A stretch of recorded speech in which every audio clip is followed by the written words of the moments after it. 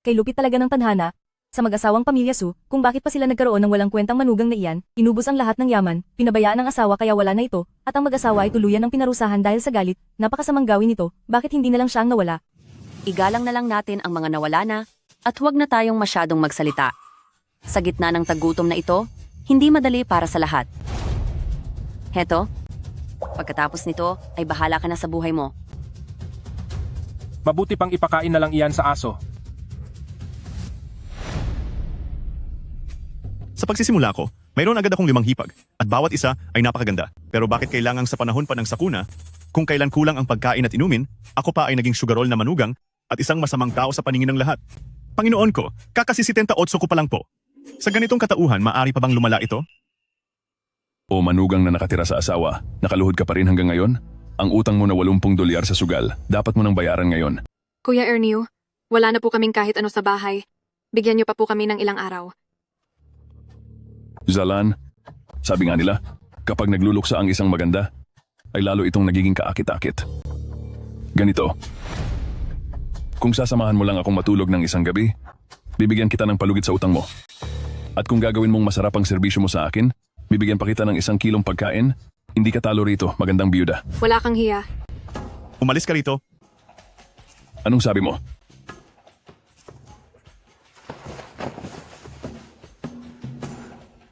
Sabi ko, umalis ka rito. Subukan mong galawin sila ulit, at sisiguraduhin kong pagbabayarin kita. Nagmamalakas ka na ngayon? Masyado na kitang pinagbigyan, walang kwentang tao. Kuya, Kuya, Sinasabi ko sa iyo, ngayong araw, sa harap mo, at sa harap ng lahat, itong 5 hipag mo, ay kukunin ko na silang lahat. At ikaw, panganay na kapatid, magsisimula ako sa iyo. walang hiya? O, nagawa mo akong saktan? Hindi ako ang tipo ng tao na maawain sa magagandang babae. Maging ang sarili mong pamilya ay hindi mo kayang protektahan. Para saan pa at nabubuhay ka? Kasalanan talaga ito. Ate!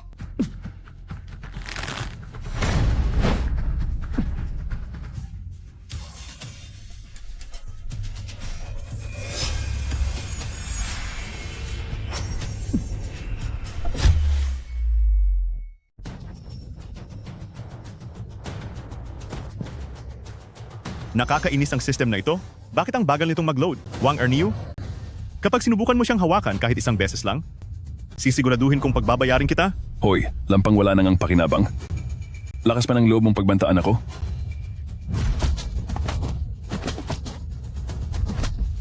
Tigil na po. Huwag na kayong mag-away. Itigil niyo na yan.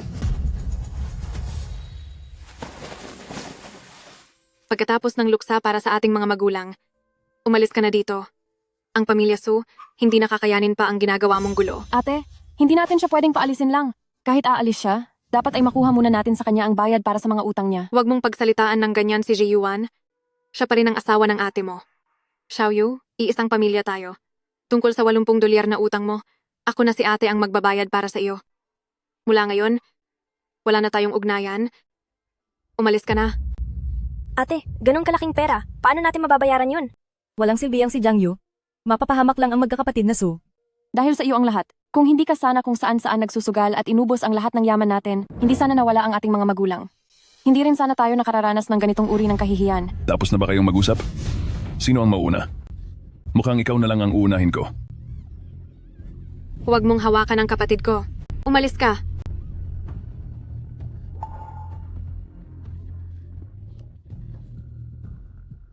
Ate, huwag kang lumapit. Tama yan. Dahil ang lahat ng ito ay kasalanan mo, galit na galit ako sa iyo. pangatlong ate, kahit saktan niyo siya, ay wala nang magagawa yan. Sabi ni ate, hinayaan na siyang umalis. Panlimang ate, natatakot po ako.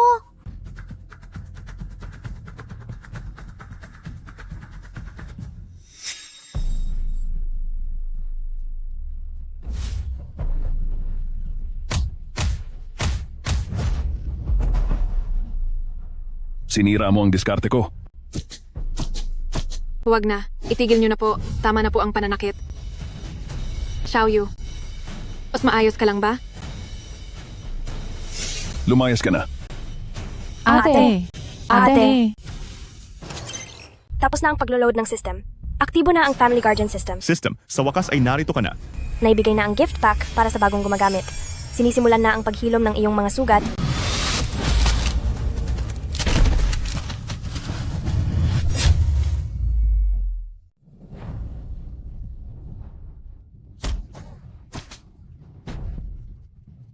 Jiang Yu, naghahanap ka ba ng sakit sa katawan?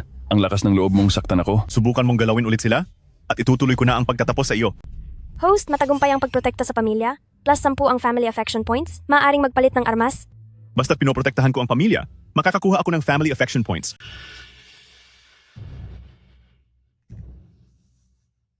Xiaoyu, bilisan mo, tumakas ka na. Gusto mong umalis? Hindi ganoon kadali. Ah, System, gusto ko ang Invincible Fist. Matagumpay ang palitan para sa Invincible Fist.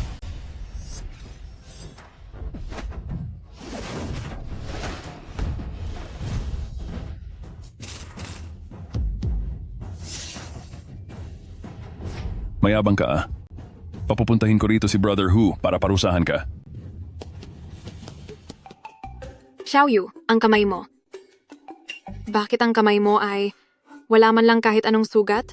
Ate, huwag kang mag-alala. Simula ngayon dahil narito ako, hindi ko nahahayaan na apihin ka pang muli ng kahit sino. Ang galing ni Kuya. Pinalaya si Kuyang masamang tao. Ang talunang ito, totoo ngang pinotektahan niya kami. Host, plus 50 family affection points. Maaaring magpalit para sa karning baka, bigas, at mga supply ng tubig. System, ipalit na lahat.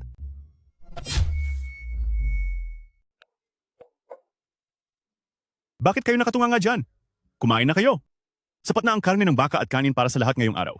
Ate, ang bango nito.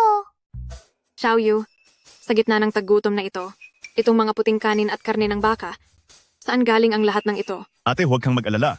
Malinis ang pinagmulan ng mga ito. Mula ngayon, titiyakin kong ang lahat ay makakakain ng karne sa bawat pagkain. Huwag mong isiping hindi ko alam. Na itong pagkain ay siguradong nilagyan mo ng pampatulog. Gusto mo kaming patumbahin na magkakapatid para maibenta sa mga kriminal, di ba?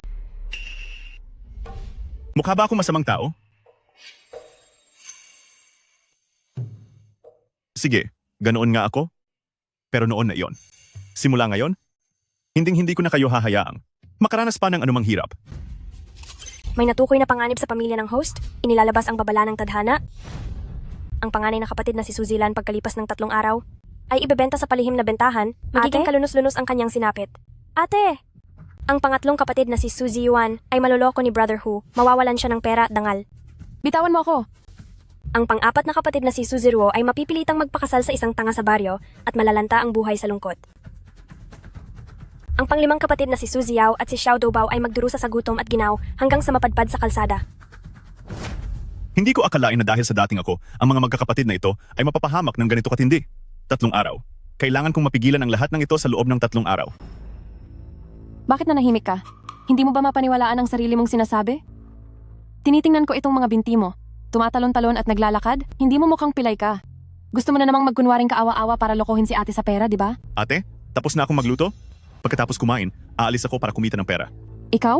Kikita ng pera? Siguradong mayroon ka na namang binabalak na masama. Baka gusto mong isa sa aming magkakapatid Ay kumain muna. ay dayain at ipagpalit sa pera para makapagsugal ka uli. Ang mga ganitong klase ng panloloko mo, madami na akong nakitang ganyan.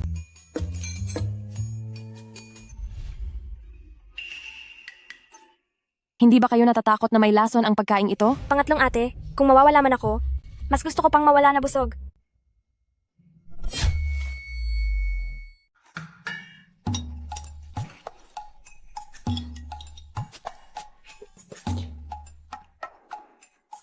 Ang sarap ng karning ito.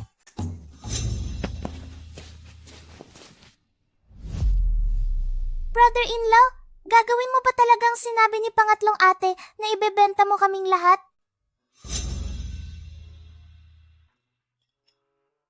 Brother-in-law, hindi lang dahil hindi ko kayo ibebenta, isasama ko pa kayo para mamuhay ng maginhawa.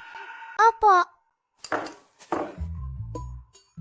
Ito na ang pinakamasarap at pinakanakakabusog na pagkain na natikman ko. Brother-in-law, napakasarap po talaga ng karning ito. Pasensya na, pangatlong ate. Aksidente naming naubos ang lahat. Hindi ka naman siguro gutom, di ba? Kayo. Siguradong hindi gutom si pangatlong ate.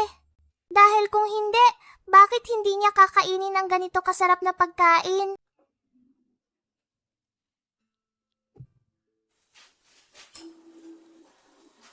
Kumain ka na. Sadyang itinira ko. Yan, para sa iyo. Sige na, kumain ka na po. Kumain ka na pangatlong ate.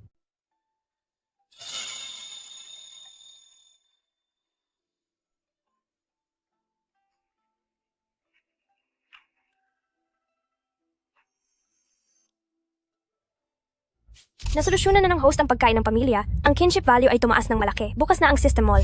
May mga pagkain, kasanayan, at may chainsaw pa. Kung ganoon, sa panahon ng taggutom na ito, magagawa ko na ang kahit anong gusto ko. Jiang Yu. Walang silbing manugang. Lumabas kayo rito. Brother Hu, ang batang si Jiang Yu ay parang naging ibang tao na. Dati noong sinasaktan at minumura natin siya, wala siyang lakas ng loob na lumaban. Pero ngayon, walang hiya siyang gumanti. Gusto ko ngang makita ngayon kung ano ba talaga ang kakayahan niya. Jiang Yu, lumabas ka rito at parurusahan kita. Halika rito, kunin niyo siya at itali niyo siya. Tingnan ko lang kung sinong mga has. Jiang Yu, nagbago na ang panahon. Nakalimutan mo na ba? Doon sa Wanjin Gambling Den ang pinirmahan mong kasunduan, ilabas niyo iyon. Nakasulat dito ng malinaw.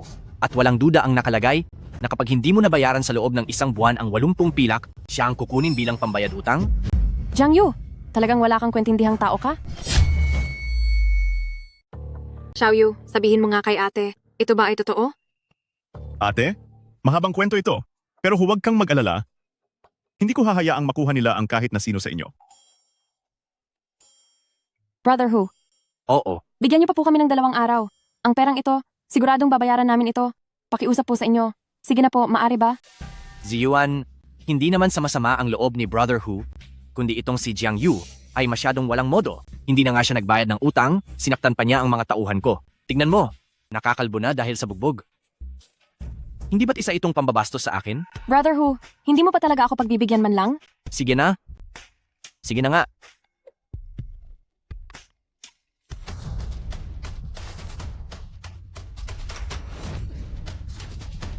Subukan mo manghipo uli at lulumpuhin ko ang mga kamay mo. Aba, matindi. Sobrang yabang na talaga nito. Hindi na nga nagbabayad. Mga bata, sugurin nyo, wansakin nyo ang bahay na ito. At isama nyo na rin itong 5 babaeng ito at dalhin sa sugalan para magtrabaho. Hayop ka! Magbayad ka! System, bigyan mo ako ng chainsaw. Natanggap ko na ang utos. Ibibigay na ngayon.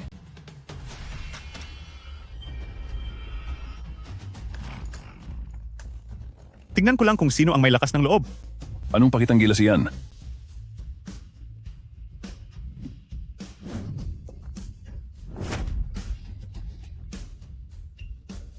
Ano ba itong bagay na ito? Ang tindi nito. Brother Hu, lalaban pa ba tayo? Paano palalaban? Kung kaya mo, ikaw ang sumugod. Jiang Yu, kapag natulog ka mamayang gabi, mas mabuting nakadilat ang iyong mga mata. Alis, Bilis, alis na. Dali, takbo. hintayin niyo ako. Ate, okay lang ba kayo? Xiaoyu, ano ba ang bagay na ito? Ate, huwag kang mag-alala. Tiyak nakikita ako ng pera para pambayad sa utang.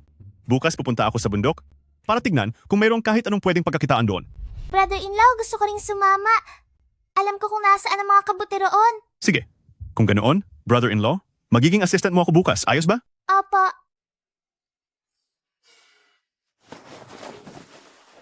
Xiaoyu, talagang nagbago ka na.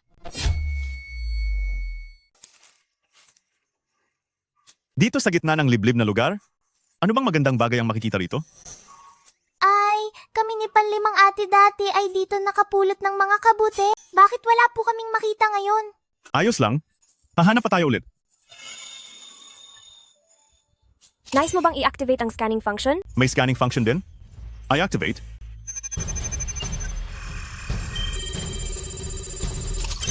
Matagumpay ang scan, nakahanap ng mataas na kalidad na lion's mane mushrooms at black fungus. Lion's mane mushrooms?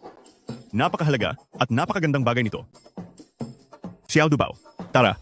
Brother-in-law ay nakahanap ng magandang bagay.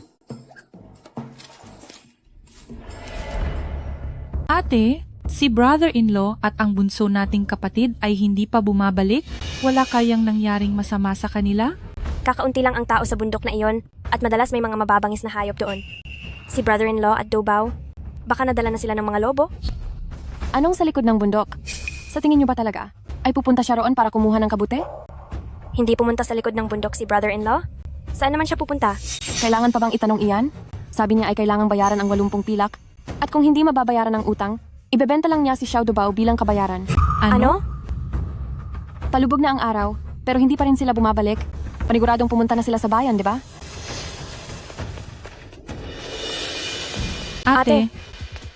Ate, sa tingin niyo ba si brother-in-law ay talagang ibinenta ang ating bunsong kapatid? Ano? Hindi ganoong tao si brother-in-law. Kung anong klaseng tao siya, alam na alam mo iyon. Ang isang sugarol, para sa pera, anong bagay ang hindi niya kayang gawin? Xiao Dubao, dito ka muna mamitas ng fungus, habang si brother-in-law naman ay pupunta sa tapat ng malaking puno para mamitas ng kabute.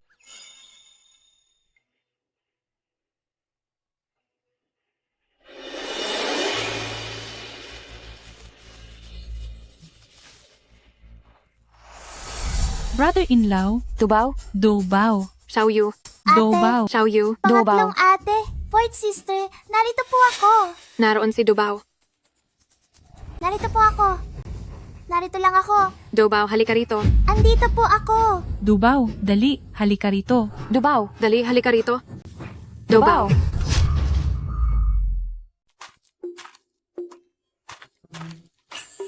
Ngayon, hindi lang natin mababayaran ang 80 dolyar na iyon, kundi makakapagtayo pa tayo ng maliit na mansyon na hindi magiging problema.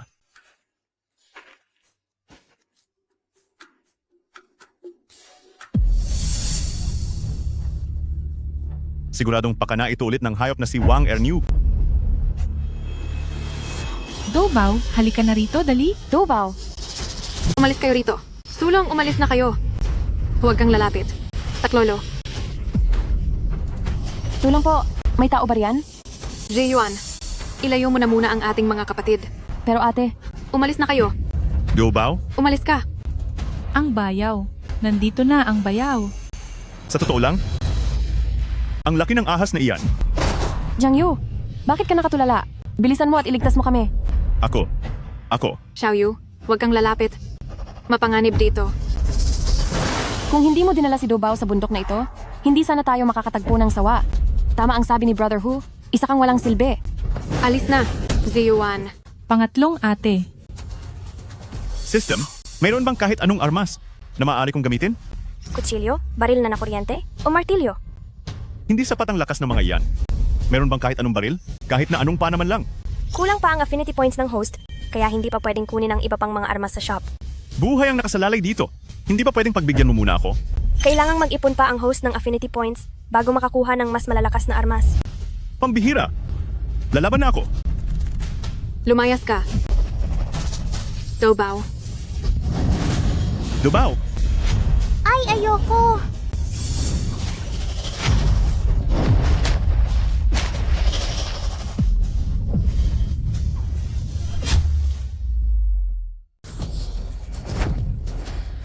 Dobao, ayos ka lang ba? Dobao. Kuya, ayos lang ako. Hindi ko akalain na darating talaga ang walang kwentang ito. Xiaoyu ang kamay mo. Mabuti at hindi malala ang tinamo mo.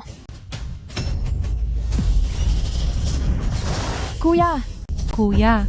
Xiaoyu, mag-ingat ka. Walang sinumang pwedeng saktan ang pamilya ko.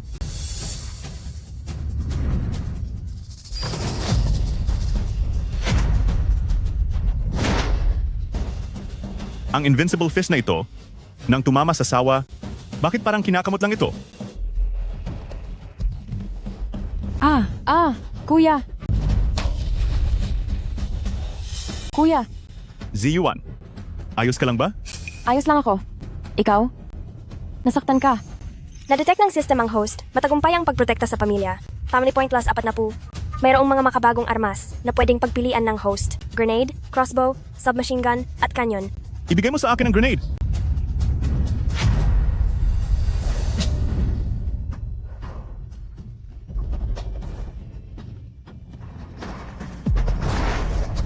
Papakainin kita ng masarap na bagay.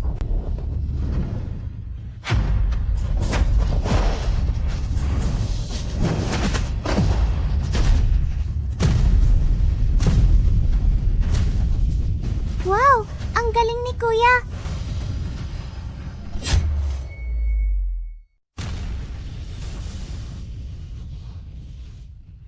Ang galing ni brother-in-law. Xiaoyu, Brother-in-law, Xiaoyu, ayos ka lang ba? Ano? Ate, pwedeng bumitiw muna kayo? Xiaoyu, bakit mayroon kang maraming sugat sa balikat? Ayos lang. Malakas naman ako. Wala lang ang munting gas-gas na ito. Kukunin ko lang ang bile ng ahas. Malaki ang halaga nito pag binenta sa bayan.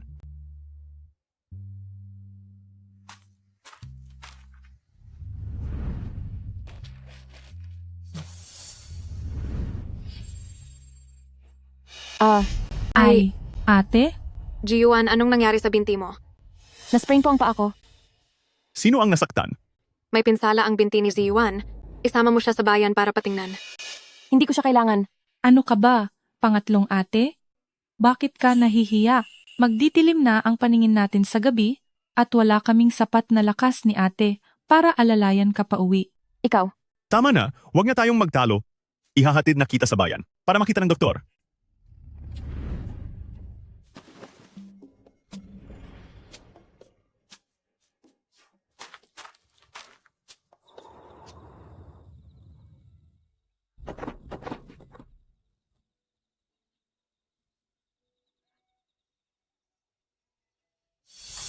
Jiang Yu, lumabas ka riyan.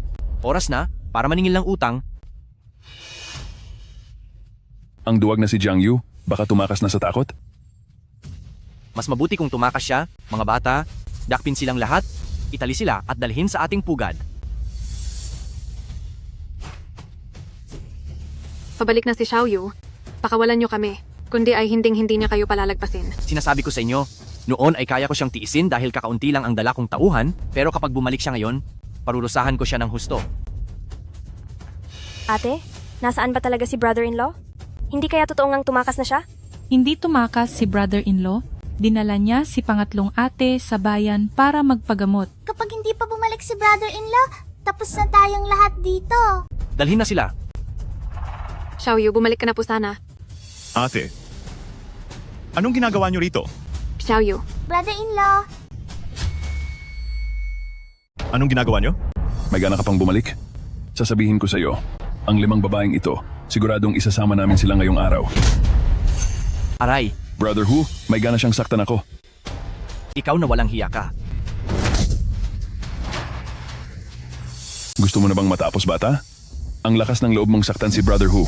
Sino man ang magbalak na kumilos kahit isang buhok laban sa kanila? Sisiguraduhin kong matatapos kayo? Bakit nakatitig lang kayo? Sugurin niyo siya. Xiaoyu, Hinayaan ko kayong makatakas noong nakaraan. Swerte niyo pa noon. Pero ngayon ay nagawa niyo pang magsama ng iba? Sa tingin ko ay talagang naghahanap kayo ng sarili niyong kapahamakan. Tapusin siya. Wala kang silbi, palamuning asawa.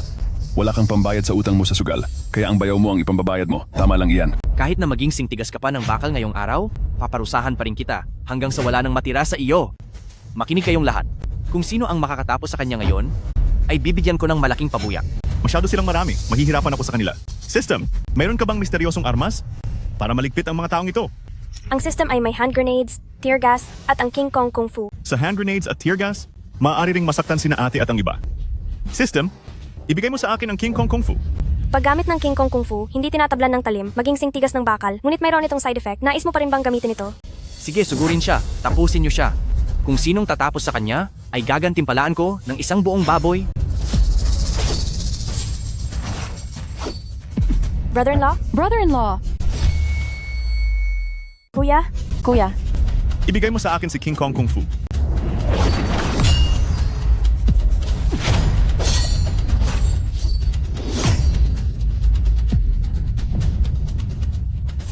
Ano ang nangyayari dito? Ito ay... Sino pa? Sige pa. Jiang Yu, ikaw, hindi ka nagbabayad ng utang. Irereklamo kita sa mga otoridad. Pagbabayarin ko ang buong pamilya mo. Nandito ang ebidensya. Ano na ang gagawin mo ngayon?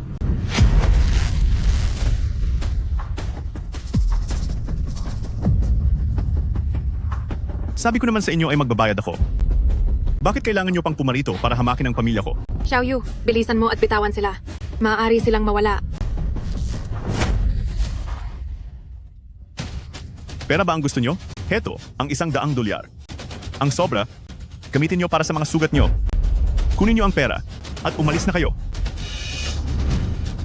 Mga bata, atras na tayo. Kuya, Xiaoyu, Napakagaling ni Kuya. Pinalayas niya ang mga masasamang tao. Akala ko kanina, matatapos na si Kuya. huwag kang magsalita ng ganyan. Kahit nga ang dambuhalang ahas sa bundok ay natalo niya. Matatakot ba siya sa ilang tao lang? Xiaoyu, Kuya, Napakainit. Sobrang init.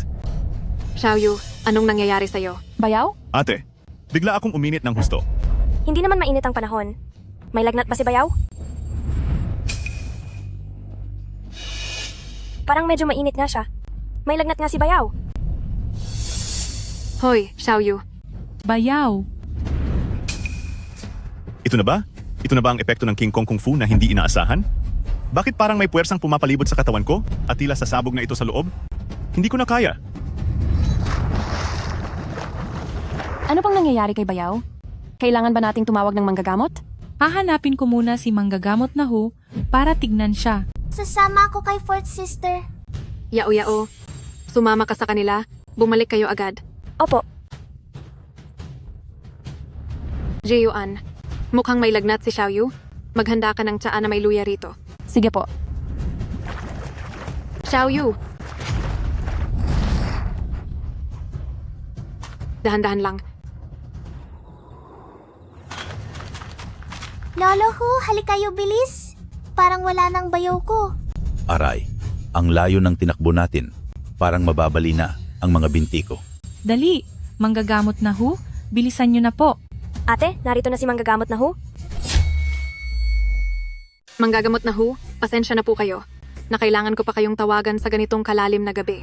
Kung hindi lang dahil sa 3 batang ito na pilit na nangungulit sa akin para ipatingin ang kanilang bayaw ngayong gabi, ay hindi talaga ako pupunta. Halos buong gabi nahirapan si Xiaoyu, ngunit sa wakas ay nakapagpahinga na siya. Hindi rin namin alam kung ano ba talaga ang sakit niya, kaya minarapat naming tawagin kayo para masuri siya. Huwag kang mag-alala. Susuriin ko na siya ngayon. Sige po, dito tayo.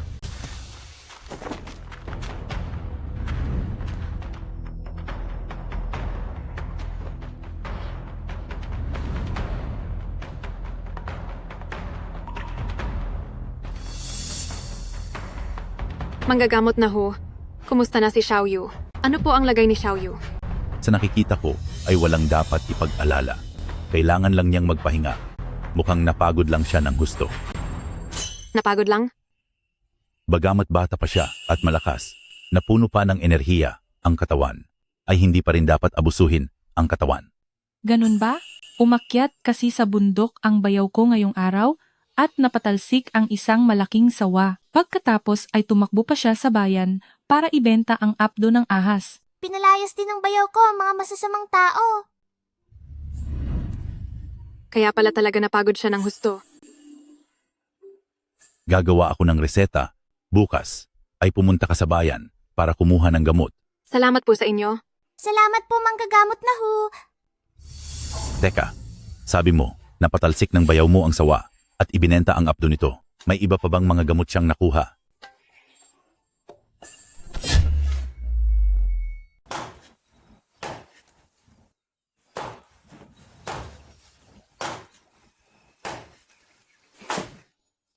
Gising na ba ang lahat? Magandang umaga po, brother-in-law. Magandang umaga po, brother-in-law. Magandang umaga po, brother-in-law. Xiaoyu, gising ka na pala. Kumusta ang pakiramdam mo? Maayos na ang pakiramdam ko. Kanina pa ako okay? Brother-in-law, halika na at uminom ng gamot. Ano ito? Sobrang itim? Maiinom ba talaga ito? Ito ang gamot na nireseta ni manggagamot na Hu. Sabi niya, kapag ininom mo iyan, magkakaroon ka ng lakas sa buong katawan. Hindi ko kailangan ng dagdag na lakas. Jiyuan, amoy pa lang ay masama na ang lasa? Huwag ko na munang inumin ito. Pero kinuha pa ito ni Yaw mula kay manggagamot na Hu noong hating gabi para sa iyo, kaya kailangan mong inumin ito. Hindi ko kailangan yan. Malakas at maayos ang katawan ko. Bakit mo naman sasayangin ang aming magandang hangarin? Jiyuan, hayaan na kung ayaw niyang uminom. Hindi naman ito kailangan ni Xiaoyu. Kayo, kabilang na ang lahat, maglinis at ayusin niyo na ang bahay. Opo, pangatlong ate. Pangatlong ate? Pangatlong ate. Xiaoyu, nagtanong si manggagamot na Hu, kung mayroon pa ba tayong iba pang gamot sa bahay, kailangan itong dalhin sa tindahan para ibenta, para makakuha tayo ng maraming pera. Ganoon ba? Pupunta ako sa bundok ngayon din. Delikado sa bundok, magdala ka ng kutsilyo. Salamat ate. Matagumpay na naman na naprotektahan ng pamilya, nakakuha ng 50 puntos. Bilang regalo ay bibigyan ng amo ng mataas na antas ng kasanayan sa pangangaso. Sakto ang dating nito. Manghuhuli na rin ako ng makakain sa bundok para naman masarap ang kakainin ng mga kapatid ng asawa ko. Ate, aalis na ako.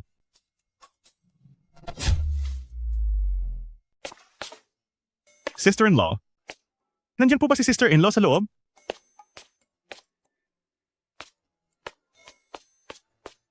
Narito na pala si Xiaoyu. Pasok ka muna sa loob. Ipagtitimpla ka ni sister-in-law ng tubig na maiinom. Huwag na po, sister-in-law. Hindi naman po ako nauuhaw. Kung ganoon, ano ang ipinunta mo rito kay sister-in-law? Huwag mong sabihing nagising na sa wakas ang isip mo. Anong ibig niyo pong sabihin? Sutil na bata, bakit ka ba mahihiya kay sister-in-law? Halika. Pasok na dali. Hindi po ganoon, sister-in-law, sister-in-law. Alam ko po, dati akong naging lulong sa sugal at si sister-in-law, bilang kababayan, ay maraming beses akong tinulungan. Pagkatapos, naubos ko na ang lahat sa amin at hindi ko pa man lang nagagawang makabawi kay sister-in-law. Pagbawi? Hindi pa naman huli ang lahat para makabawi ka ngayon. Halika na. Pumasok ka na sa loob. Hindi po, sister-in-law. Naparito po ako. Para hiramin ang inyong busog at pana. Busog at pana? Babalak ka bang mamundok para manggaso? Opo. Nabalitaan ko na lubhang mapanganib doon sa likod ng bundok. Maraming mababangis na hayop sa paligid. Kapag nagpunta ka doon, para ka na ring nagpatiwakal. Sister-in-law, alam ko po iyan. Ang busog at pana ng inyong pamilya ay sadyang ipinagawa noon ni Lolo Chen para sa pangangaso. Kumpara sa mga karaniwang gamit, ito ay talagang matindi. Ang mga mababangis na hayop na iyon ay hindi ko kinatatakutan. Sige, kukunin ko muna para sa iyo. Maghintay ka lang kay sister-in-law.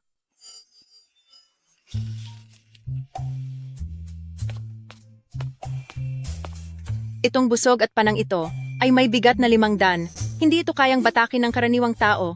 Mawawalan lang ito ng silbi sa iyo.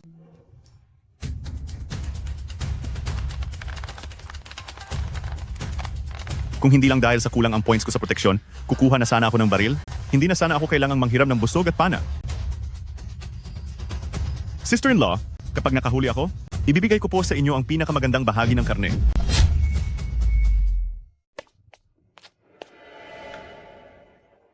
Aba, talagang magaling ka, Jiang Yu. Ang sabi mo ay aakyat ka ng bundok para kumuha ng gamot? Pero bakit nandito ka sa harap ng pinto ng isang balo at masayang nagkukuwentuhan? Sige, hihintayin na lang ng sister-in-law na kainin ang karne mo. Sige po, sister-in-law, mauuna na po ako. Jiang Yu, huwag kang aalis. Z1, bakit ka nandito? Napakagaling mo, Jiang Yu. Naglilihim ka pala. Anong ginagawa mo sa harap ng pinto ng balong iyan? Nandito lang ako para manghiram ng pana. Kung manghihiram ka lang, kailangan bang magtagal ng ganyan? Hindi naman ako nagtagal. Papasok pa lang ako ay lumabas na agad. Pupunta si Xiaoyu sa likod ng bundok para manggaso. Nagkataon namang kukuha rin ako ng mga ligaw na gulay. Sabay na tayong pumunta. Para may kasama tayo. Sister-in-law, parang hindi po yata maganda iyan. Anong masama doon? Tara na, sasamahan ka ni sister-in-law. Tara na. Ha?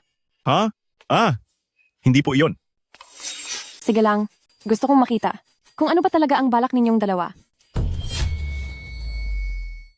Ziruo, Yaw-Yaw, Dubaw, halina kayo at kumain na. Andyan na. Papunta na. May karne tayong kakainin. Karne?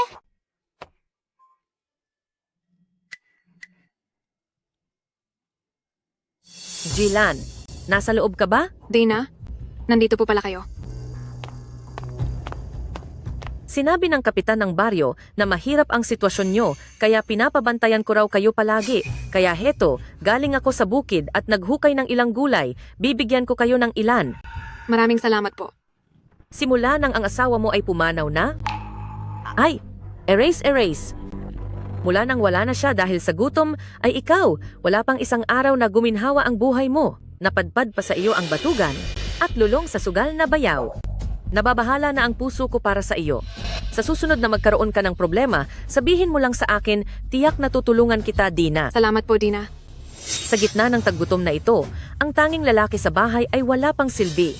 At lagi kayong walang makain sa mga susunod na araw, paano na ang buhay nyo? Ito? Ito ay karne. Kumakain din pala kayo ng puting kanin? Zealand! Saan galing ang karne at bigas na ito? Lahat ng ito ay dinala para sa amin ni Xiaoyu nang umuwi siya. Napakagaling, Zilan. Nagmagandang loob ako, nabigyan kayo ng mga gulay, tapos palihim pala kayong kumakain ng karne at bigas. May konsensya pa ba kayo? Auntie po, hindi po iyan ang iniisip niyo. Anong maling akala? Nandito mismo ang bigas at ang karne. Tingin mo ba ay bulag ako? Ang karne at bigas na ito ay nakuha ni Xiaoyu matapos ang mahirap na pagtatrabaho. Nagpakahirap siya para dito. Kaming magkakapatid ay tinitiis na hindi kumain para lang may maipakain sa mga bata. Auntie, hindi niyo po pwedeng gawin ito. Umalis ka nga. Noon ay palagi kayong kumakain ng mga gulay mula sa amin. Itong bigas at karne ay kabayaran na sa akin. Ngayon, ang paborito kong apo ay makakakain na rin ng karne. Ate, hindi pa po ako busog. Anong karapatan nyo na kunin ang pagkain namin? Dahil dapat ay tumanaw kayo ng utang na loob sa kahit kaunting tulong na binigay ko. Kulang pa nga ang mga ito. Mamaya ay papupuntahin ko ang anak ko para kumuha pa ng higit pa rito. Auntie po, ang bigas at karne po namin ay ito na lang ang natira. Kapag kinuha niyo ang lahat, ano na lang po ang kakainin ng mga kapatid ko? Hindi ba at magaling ang Xiaoyu na iyan? Pagkuhain niyo uli siya, ganoong kadali lang iyon, di ba? Mga walang utang na loob, parurusahan din kayo balang araw. Psh! Auntie, Talagang walang katarungan, isipin nyo na sabi ng bayaw ko noon ay magbibigay siya ng kaunting bigas at karne. Ang masamang tao na tulad niya ay hindi nararapat dito. Ang mga ligaw na gulay na binigay niya noon ay ang mga tirang ugat na lamang na hindi na talaga pwedeng kainin. Sa huli, ninakaw pa niya ang mga gamit natin. Ginagawa niya iyon dahil alam niyang wala tayong tagapagtanggol at talagang inaabuso niya tayo. kasalanan ko dahil wala akong kakayahan at hinayaan ko kayong magdusa. Pagbalik ni Bayaw, tiyak na ipagtatanggol niya tayo. Xiaoyu, matagal nang wala ang asawa mo. Hindi mo ba naisipang magkaroon ng bagong pamilya? Ang tanging gusto ko lang ay mapakain ang pamilya ko. Wala na akong ibang iniisip. Ang mga hipag mo, lahat sila ay malulusog. Mas maganda pa, kaysa noong buhay pa ang mga magulang mo. Kung nais mo mang bayaran ang utang na loob, dapat ay matagal mo na iyong natapos. Xiaoyu, sabihin mo lang, hindi ka ayaw ni sister-in-law kahit mas bata ka, hahayaan ka pa niyang tumira sa kanila bilang asawa. Ano sa tingin mo? Sister-in-law, huwag niyo pong gawing biro iyan. Hindi ako nagbibiro, seryoso si sister-in-law. Wala na ang asawa mo, ano pa ang ginagawa mo sa pamilyang iyon? Maliban na lang kung may napupusuan ka na sa mga hipag mo at gusto mo siyang pakasalan? Sister-in-law, huwag po kayong magsabi ng kung ano-ano, wala akong ganoong intensyon. May dugo.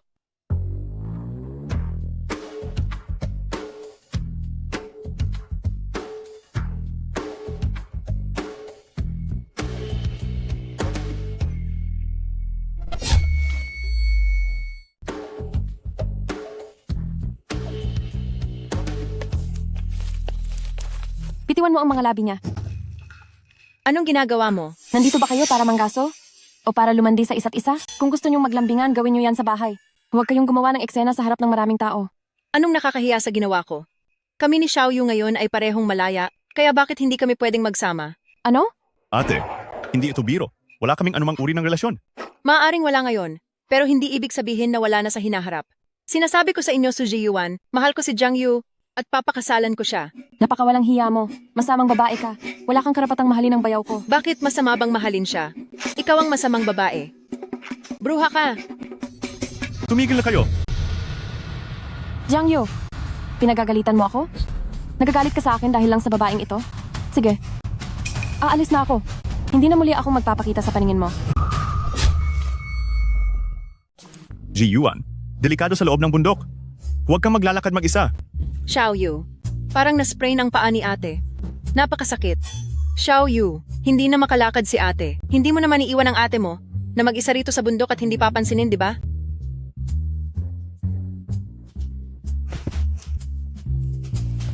Jiyuan, bumalik ka rito. Ang walang hiyang Jiang Yu na iyon. Pati na ang mang-aagaw na iyon. Pareho silang mas masahol pa sa hayop. Mga walang hi.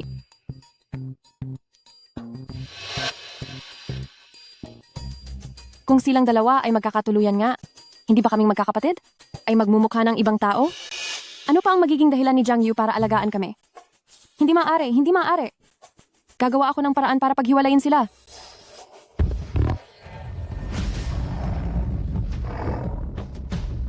May tigre. Saklolo. Anak, huwag kang mahiya. Kapag may nakita kang pwedeng kainin ay kunin mo lang. Tutal, utang naman nila ito sa atin. Sige po, Nay, naintindihan ko. Hala, Teka lang, anong ginagawa niyo? Anong ginagawa namin? Bakit? Masama bang kumuha ng gamit dito? bakit ka kukuha ng mga gamit sa loob ng bahay namin? Ano bang meron dito para sa inyo? Noong una, hindi kayo pinabayaan ng nanay ko sa inyong pagkain at inumin. Ngayon na ang panahon para magbayad kayo sa amin. Kung may pambili kayo ng karne, hindi kami papayag na mapunta lang sa amin ang tira-tira. Celio, hintayin na lang muna natin ang pagbabalik ni Xiaoyu. Huwag nating hayaang maging ganito kagulo ang ating ugnayan. Tutal, magkababayan naman tayo. Walang hiyang babae ka? Hindi ko akalain na ikaw na isang balo ay may masama palang budhi. Nasayang lang ang pagsasama ko sa iyo sa tuwing umaakyat ako ng bundok para maghanap ng makakain. Hindi ko akalain na napakadamot mo pala. Celio, hindi po ganun ang iniisip nyo. Hoy, halikayo at tingnan nyo ito. Sa gitna ng taggutom na ito, at ang bawat pamilya ay wala ng kahit anong makain na kahit mais o butil, pero itong pamilyang ito ay nagagawa pang kumain ng maputing kanin. Baka hindi kayo maniwala sa sasabihin ko, pero may karne pa silang kinakain. Totoo ba? Kanin? At karne? Kahit amoy lang nito ay masarap na. Huwag kang magsinungaling. Isang pamilya sila ng mga babae. Saan naman sila kukuha ng kanin at karne? Ang sabi niya ay ang kanila raw na si Jiang Yu ang kumuha nito. Si Jiang Yu? Yung talo ng asawa? Mas imposible iyon. Bayaw ko ang kumuha niyan. Huwag niyo kaming apihin, kundi ay parurusahan kayo ng aking bayaw. Bastos na bata, gaano man kagaling ang bayaw mo, ano namang magagawa niya sa amin? Kumain lang kayo, kunin niyo ang lahat hanggat maaari. Kunin na yan. Hala! Kayong mga tao, ibigay mo iyan sa akin.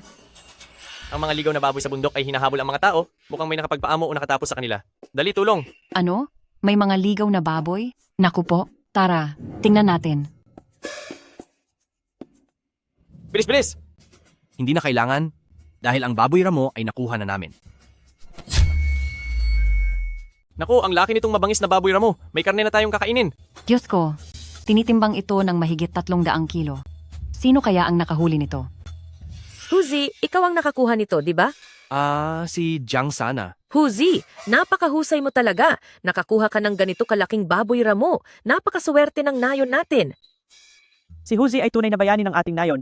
Mula sa bundok hanggang dito, siguradong nahirapan ka sa pagbubuhat, di ba? Naku po, napakadali lang yan sa akin. Itong baboy ramo na ito, hindi ko naman kayang ubusin ng mag-isa. Kaya hati-hati tayong lahat. Hay salamat. Maraming taon na rin noong huli akong nakakain ng karne.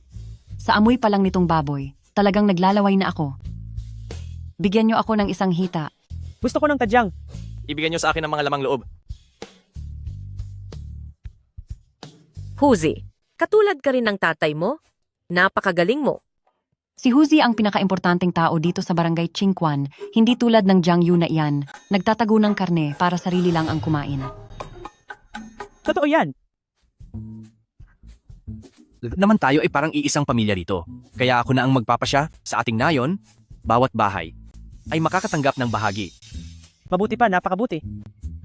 Sino ang may sabing hatiin niyo iyan? Sinong nagsabi na pwedeng hatiin iyan? Ang baboy ramo na ito ay hinuli ko, ni brother-in-law. Hindi pa ako nagsasalita bilang si brother-in-law, pero naghahati-hati na agad kayo? Oy, ikaw, si brother-in-law ang nakahuli niyan? Nakakatawa ka naman. Alam ng buong baryo kung anong klaseng tao ka. Brother-in-law. Sa tingin mo ba kaya niyang makahuli ng ganiyan kalaking baboy ramo? Kung sinasabi mong hindi ako ang nakahuli, si brother-in-law, sino ang gumawa? Siyempre, si Brother Hu ang nakahuli niyan.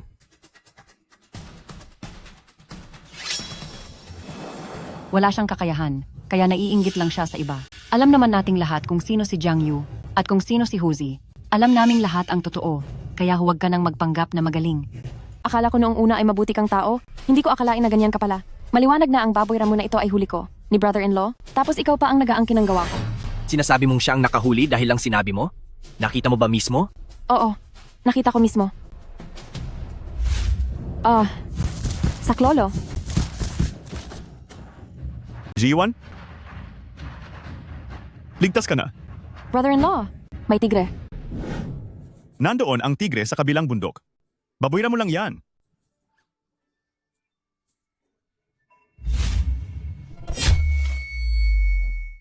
Ang baboy ramong ito ay sa amin, at walang pwedeng gumalaw dito. Jiang Yu, pagsabihan mo ng maigi ang hipag mo. Kapag nagsalita pa siya ng kung ano-ano, ako na mismo ang magpaparusa sa kanya. Subukan mong parusahan siya. Jiang Yu, kapag ganyan ang sinabi mo, hindi na kita bibigyan ng karne ng baboy. Kuya Yu, maraming tao ang nakatingin. Pagbigyan mo naman ako. Pagbigyan mo na. Kahit wala akong malaking nagawa, nagpagod pa rin ako, di ba? Kikilalanin ko ang naitulong mo.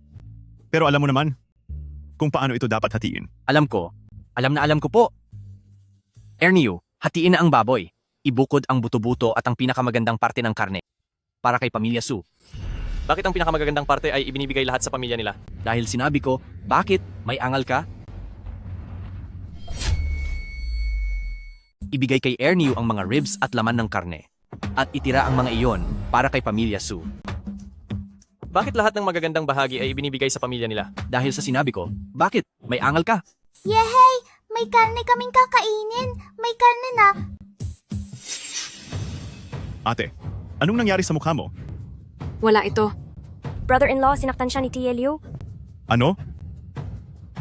Xiaoyu, wala ito. Huwag mo na itong intindihin. Ate?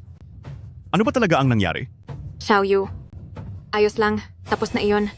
Brother-in-law, dahil iyon kay Liu, noong nakita niya kaming kumakain ng karne at kaning puti, pumunta siya rito kasama ang anak niya para nakawin ang pagkain.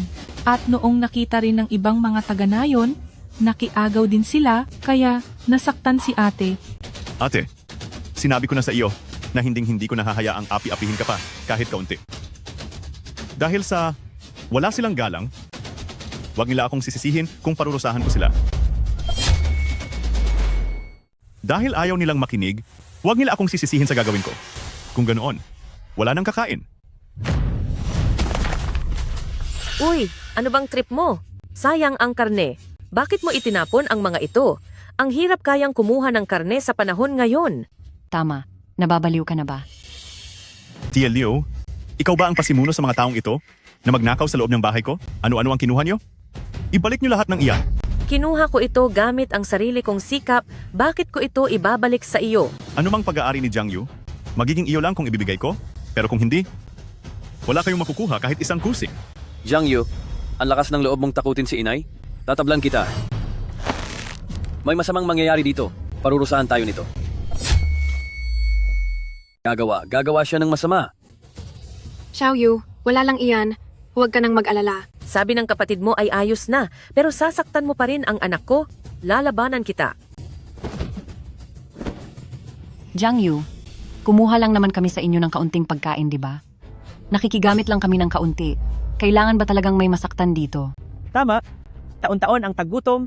Kahit ugat ng gulay ay wala kaming makain. Pero sila, nagpapakasasa sa masasarap na pagkain. Bakit sila lang? Dahil akin ang mga gamit na yan, kay Jiang Yu, maaari kong ibigay sa inyo, pero hindi nyo pwedeng kunin basta-basta.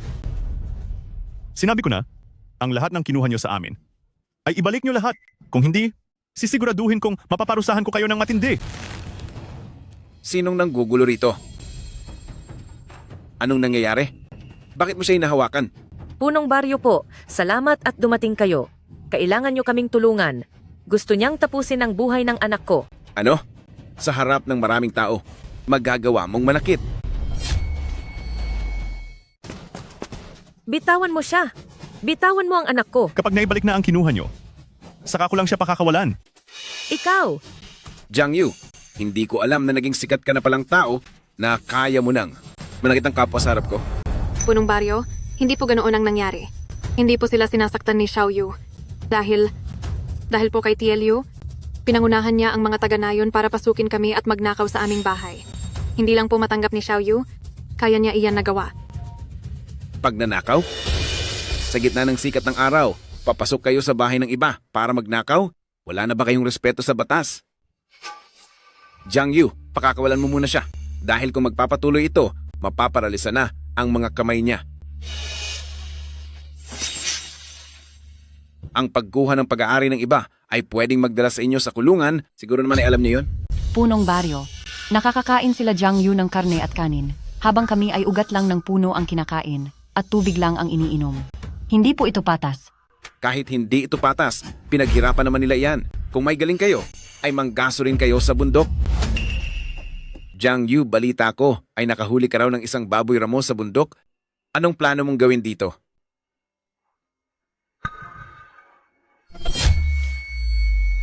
Basta't ibalik nila ang mga kinuha nilang gamit, may babahagi ko ang karne ng baboy ramo sa lahat. Ako po, kinuha ko lang po ang walis sa inyo kasi sira na yung sa bahay. Isang lumang asarol lang ang kinuha ko. Isang damit ang kinuha ko. 2 dakot lang ng bigas ito. Ito na, ibabalik ko na. Pati na itong karne at bigas. Isasauli ko na ang lahat. Nandito na ang lahat, kunin nyo na. Kumukuha lang ba kayo ng gamit? Ninakawan nyo na ang buong pamilya nila. Jiang Yu, ako na ang bahala rito. Para sa iyo, sila ang nagkamali rito. Ngayong naibalik na nila ang lahat ng gamit mo, sana ay magpakumbaba ka na lang at wag na silang patulan. Noong sapilitan nilang kinuha ang mga gamit, nasaktan nila ang ate ko. Humingi kayo ng tawad sa ate ko. Pasensya na po, Binibini. Pasensya na, patawad po. Jalan. Patawad po talaga. Sana ay mapatawad niyo po kami. Hindi. Ayos lang po. Si Jiang Yu ay isa na sa ating mga taga-barangay Qingquan at sa kabila ng taggutom na ito, nagagawa niyang magpakain ng karne at bigas at nakahuli pa ng isang baboy ramo upang ibahagi sa lahat. Siya ay isang dakilang tao dito sa barangay Qingquan. Simula ngayon, kung sino man ang hindi re-respeto kay Jiang Yu, huwag kayong magsisisi. Kapag pinarusahan ko kayo gamit ang ating batas. Eto, kunin mo. May karne na tayong makakain. Tara na, uwi na tayo. Jiang Yu, taon-taon ang taggutom dito at lahat ay natatakot. Kapag nakakakita sila ng karne, parang mga lobong nakakita ng tupa, kaya may mga pagkakataon na sobrang ginagawa nila na hindi na maiiwasan. Kapitan, namuhay ako sa pamilya ni na Pamilya Su. At ako ang tanging lalaki kay Pamilya Su. Ako ang tanging inaasahan ng pamilya. Kung makikita kong inaapi ang pamilya ko, pero wala akong gagawin, anong klaseng lalaki pa ako? Tama ka riyan. Hindi ko akalain na ang dating lulong sa sugal na manugang ay ngayon ay kaya na ring tumayo sa sariling paa. Hay, ang panahon na ito ng taggutom. Kailan pa kaya matatapos?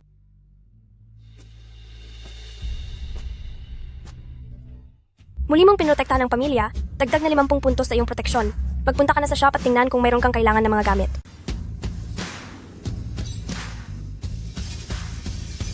Napakarami naman itong pagpipilian.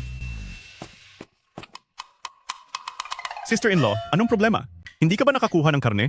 Jiang Yu, hindi ko inasahan na ganito ka na pala katapang ngayon. Kaysa sa asawa kong wala na, di hamak na mas magaling ka. Humahanga na sa iyo si sister-in-law. Pwede bang sumama ka kay sister-in-law pa uwi? Ha? Tara na. Bilisan mo, tara na.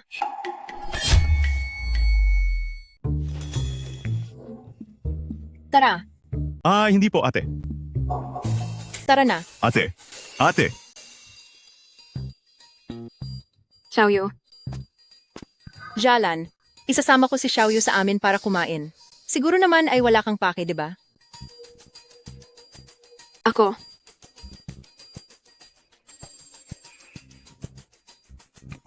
May paki ako. Gaano ba kakapal ang mukha mo? Gusto mo pang kumuha lang sa amin? Ate, salamat sa gamit mo. Mas mabuting bantayan mo ang lalaki mo. Siya? Hindi ko siya lalaki. Sige na, magluto ka na. Opo. Ate, nakita mo ba? Iyong si Baluong Chen ay isa talagang mapang-akit na babae. Noong nasa bundok siya, pilit niyang dinidikit ang sarili sa bayaw ko. Kung hindi ko siya pinigilan, baka kung ano na ang ginawa sa kanya ng babaeng iyon. Iyon ay desisyon na ni Xiao Yu iyon. Ate, bakit hindi mo maintindihan? Magaling ang bayaw ko ngayon. Kaya na niya tayong buhayin.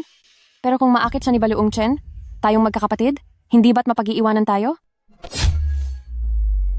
Pagdating ng oras, ang bayaw, hindi na tayo pakikialaman at baka nga paalisin pa tayo sa bahay na ito. Ang bayaw mo hinding-hindi niya gagawin iyon. Bakit naman hindi? Sinong lalaki ba ang makakatagal sa pang-aakit ng babaeng iyan? Wala na ang pangalawa mong ate. At binata naman si Xiao Yu. Normal lang na mag-asawa siya ulit. At mukhang wala na tayong karapatang makialam. Ate, paano kung isa sa ating mga magkakapatid ang ikasal kay Jiang Yu? Ikakasal kay Xiao Yu? Ate, ganito ang iniisip ko. Biyuda ang babaeng Chen na iyon? At biyuda ka rin? Bakit siya ay pwede at ikaw ay hindi? Mas lamang ka sa kaniya. Jiyuan, huwag kang magsalita ng ganyan. Ate, hindi ako nagbibiro. Kung talagang maaakit siya ng babaeng iyon, ayos lang sa atin kung magkulang sa pagkain. Pero paano sina Yaw-Yaw at Tubaw? Hindi mo naman siguro hahayaang wala na silang makain, di ba? Pero, ate, wala nang pero-pero ate. Nakikita ko na si Baluong Chen ay hindi hihinto ng ganoon lang. Dapat tayong mauna. Tara.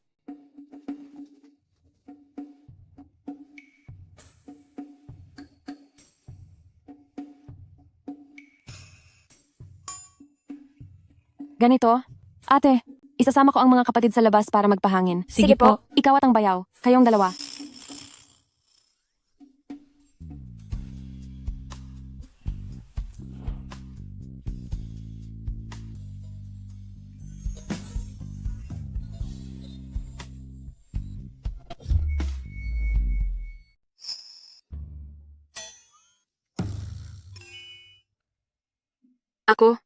Ako na ang maglilinis nito. Sige, magsisibak na muna ako ng kahoy. Huy, brother-in-law. Gabing-gabi na. Matulog ka na ng maaga. Yung kakaunting gawain yan, kaya na namin yan. Tara. Silang lahat. Ano na namang binabalak nila? Kapag siya ay talaga namang naakit ng babaeng mang-aagaw na iyon, baliwala na lang kung kukulangin tayo sa pagkain at inumin. Pero paano naman sina Yaw-Yaw at Tubaw? Hindi mo naman yata hahayaang makita silang mawala na dahil sa gutom? Ate? Ate? Xiao Yu, salamat at nagpakapagod ka nitong mga nakaraang araw. Ayos lang naman ako. May gustong sabihin sa'yo si ate. Ate, ano yung sasabihin mo? Nakikinig ako.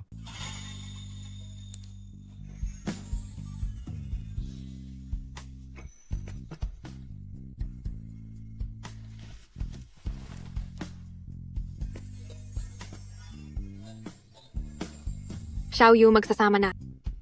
Si ate sa iyo. Ate, ako.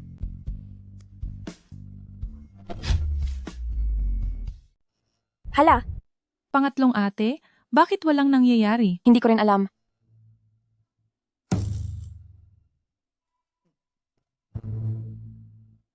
Habang Magsisibak ako ng naman ay kahoy.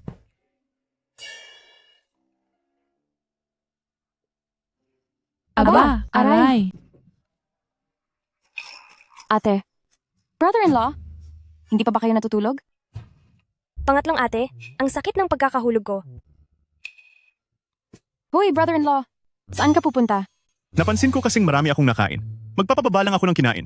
Ha? Naku naman. Brother-in-law. Ate, ano bang nangyari kanina? Ang kayong dalawa? Hindi ko kayang gawin ito. Kung gusto mo, ikaw na lang ang gumawa. Ate, nakasalalay dito ang kapalaran naming 5 magkakapatid. Bakit kung kailan kailangan tsaka kasusuko? Kung gusto mo ay ikaw na lang. Hindi ko talaga kaya. Kailangan mong magsikap para sa pamilya natin. Opo. Opo.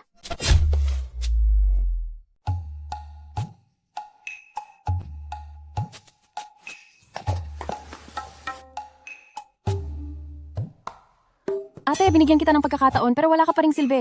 Ako. Madalas pagdating sa mahahalagang bagay ay hindi ka nagdadalawang isip, bakit dito sa sitwasyong ito ay parang natatakot ka at urong-sulong. Pero si Xiao Yu ay itinuturing pa nating kapamilya. Anong kapamilya ba ang sinasabi mo? Malapit na siyang makuha ni Baluong Chen, ang mapang-akit na babaeng iyon. Kapag nangyari iyon, Mapapunta tayong lahat sa lansangan at mawawalan na ng makakain.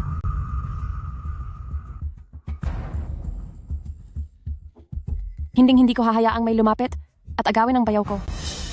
Hoy, si Yuan. Gabi na pero hindi ka pa natutulog. Anong ginagawa mo? Suzy Yuan, anong nangyari sa iyo?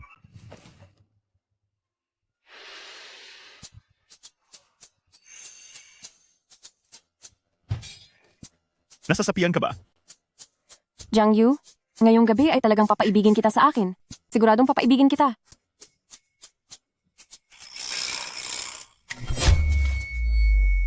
Jiang Yu, ngayong gabi ay talagang bibihagin kita. Sisiguraduhin kong bibihagin kita.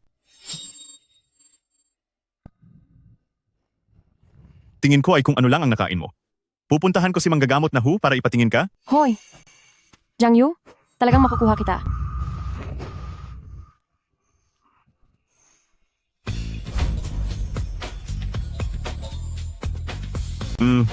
Maganda ang naging ani. Dahil na rin kay Spiritual Spring, kaya sa loob lang ng isang gabi ay lumaki ang mga ito ng ganito.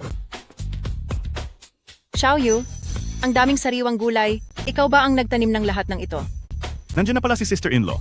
Tingnan mo, mamitas ka lang ng kahit anong gusto mo. Ituring mo na itong pasasalamat ko kay sister-in-law sa lahat ng tulong mo nitong mga nakaraang araw. Sa gitna ng tagutom na ito, makakakain pa tayo ng ganito karaming sariwang gulay. Xiaoyu, ikaw lang talaga ang nakagawa nito. Xiaoyu, bakit ang galing-galing mo? Dito pala iyon. Nawala ko na sila. Xiaoyu, bakit napakagaling mo? Gusto mo ba? Ako na lang, ibigay ang sarili ko sa iyo. Kapag tinukso mo pa ang bayaw ko, ingat ka baka saktan kita. Zero? Huwag kang magsalita ng ganyan. Ika-4 na kapatid na babae ng pamilyang Su. Bakit ka ba sumusunod sa amin? Ano ba ang balak mo? Pinuutos ni ate na bantayan ko ang asawa niya at ang biyudang si Chen at tama nga ang desisyon niya. Ano mang gawin ni Chen, palagi siyang nakadikit sa kanya, siguradong may masama siyang balak. Gusto ko ngang itanong sa iyo, sa gitna ng araw sa bayaw ko, yakap ka ng yakap, ano bang gusto mo? Akala mo ba katulad mo ako, na walang ginagawa buong araw? At pabigat lang, na naghihintay na si Xiaoyu ang magpakain sa inyo? Pinuntahan ko si Xiaoyu ngayon, para makipag-usap sa kanya tungkol sa trabaho. Xiaoyu, napakadami mong tinatanim na gulay, hindi naman natin ito mauubos. Paano kaya, kung tulungan kitang dalhin ang mga ito sa palengke para ibenta, para kumita rin tayo ng pera? Sige, magandang ideyang iyan. Hindi maaari. Ang gulay na ito ay si brother-in-law ang nagpalaki, kaya syempre pag-aari ito ng pamilya namin. Isa ka lang namang tagalabas. Bakit mo ito ibinibenta? Kung iyan ang gusto mong sabihin, Xiaoyu, matagal ka na po nating gusto ni sister-in-law. Tutal naman ay mag-isa ka lang. Bakit hindi na lang tayo magsama sa buhay? Pumunta ka sa bahay ko at aalagaan kita. Pagkatapos niyan, ay magkapamilya na tayong dalawa. Sister-in-law? Tama ang sinabi ni Ate San. Ang mapang-akit na babaeng ito ay gustong agawin si brother-in-law. Brother-in-law? Isa ka lang namang biyuda. Hindi mo deserve ang aking brother-in-law. Ano naman ang masama sa pagiging biyuda? Ang mga biyuda ang mas nakakaintindi sa mga lalaki. Ikaw na musmus ka, anong alam mo? Subukan mong muling galawin ang aking brother-in-law. Talagang matapang ka, ha? Susubukan ko talaga. At ano namang magagawa mo sa akin? Sa akin si brother-in-law. Sa akin. Sa akin. Sa akin. Sa akin. Tama na.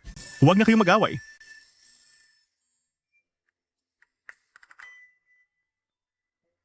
Kung protektahan mo ang iyong brother-in-law, huwag mong sabihin, gusto mong maging asawa ni brother-in-law? Brother-in-law? Wala talaga akong, hindi totoo iyon. Brother-in-law? Totoo po, wala akong ginagawang ganoon. O iyon naman pala. Hindi maaari ang sinasabi nyo. Naiintindihan ko na ang lahat. Xiaoyu, itong mga hipag mo, ginagawa ka lang nilang pagkukunan ng pera, nakatambay lang sila sa bahay araw-araw, wala silang ginagawa kundi iasa sa iyo na pakainin sila ng libre. Ayaw pa nilang makitang umuunlad ka. Walang hiya ka. Huwag mong pagsalitaan ng ganyan ang mga hipag ko. Sila ang mga kamag-anak ko. Kilala ko sila ng lubos. Hindi ako isang tambay o isang palamuning walang silbi.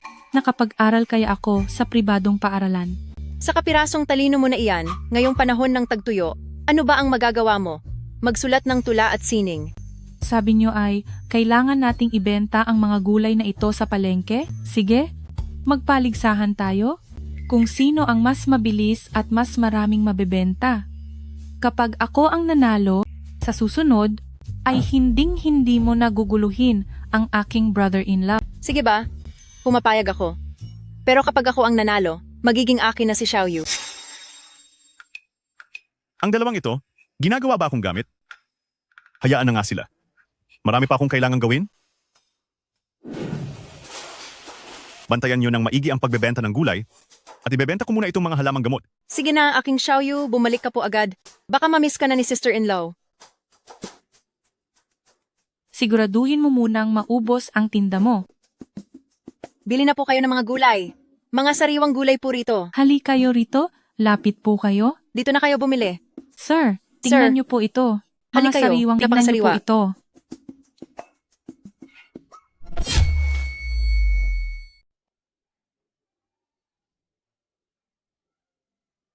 Anong masasabi niyo, kuya?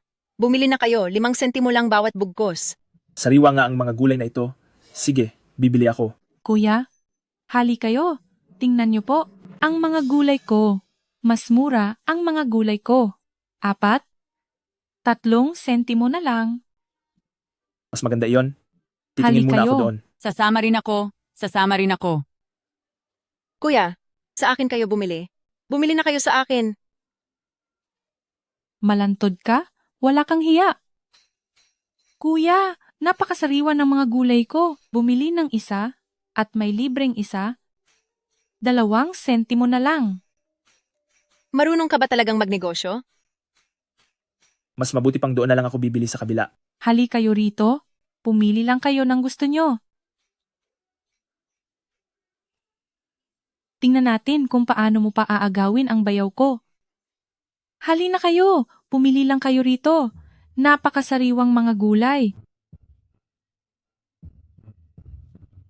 Kung ganoon ang mga gulay ko ay 1 sentimo na lang, bumili ng isa at may 3 libre. Huwag kayong umalis. Sariwa at masarap ang mga gulay ko. Heto kuya, hawakan niyo po ng maayos. Huwag kalimutang magbayad ha. Ang mga gulay ko ay ibibigay ko na ng libre. Walang bayad. Pumili na kayo. Kumuha lang kayo. Dali.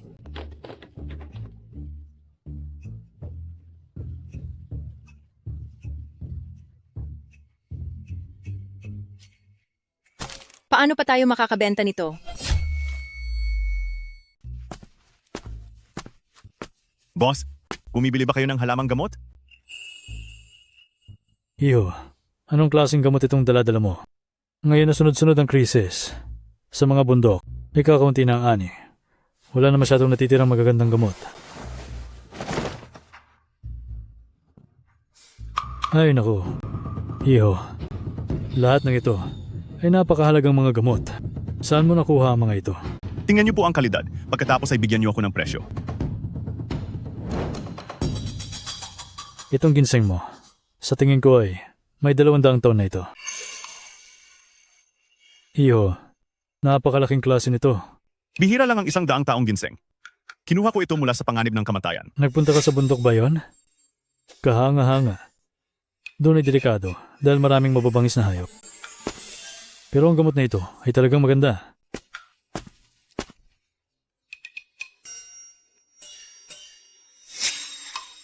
Kukunin ko ang lahat ng ito. Sabihin mo lang ang presyo.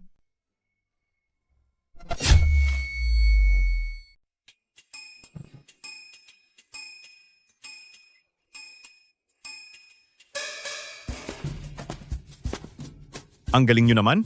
Ubus na agad lahat. Magkano ang kinita nyo?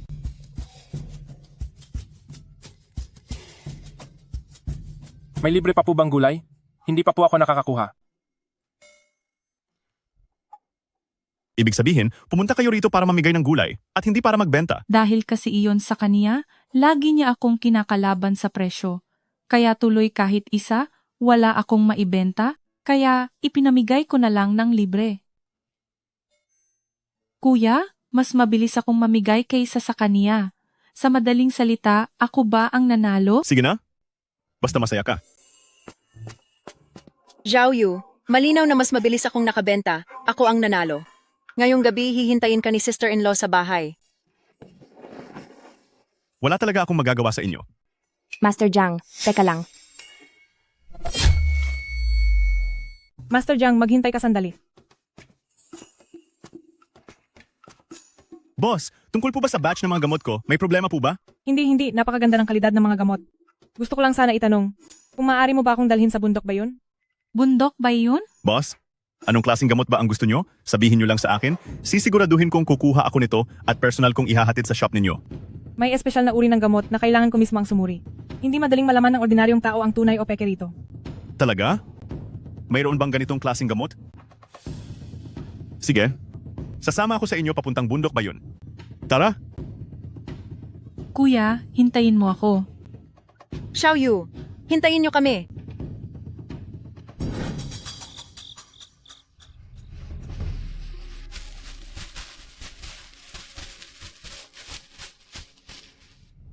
Doon sa unahan, iyon na ang pinakaloob ng bundok ba yun? Nandoon na ang gamot na kailangan nyo. Sige, tara na. Boss, maraming mababangis na hayop sa loob ng gubat. Hindi ba kayo natatakot? 5 taong gulang pa lang ako ay sumasama na ako sa lolo ko upang manguha ng gamot sa bundok. Wala pa akong mabangis na hayop na hindi nakikita.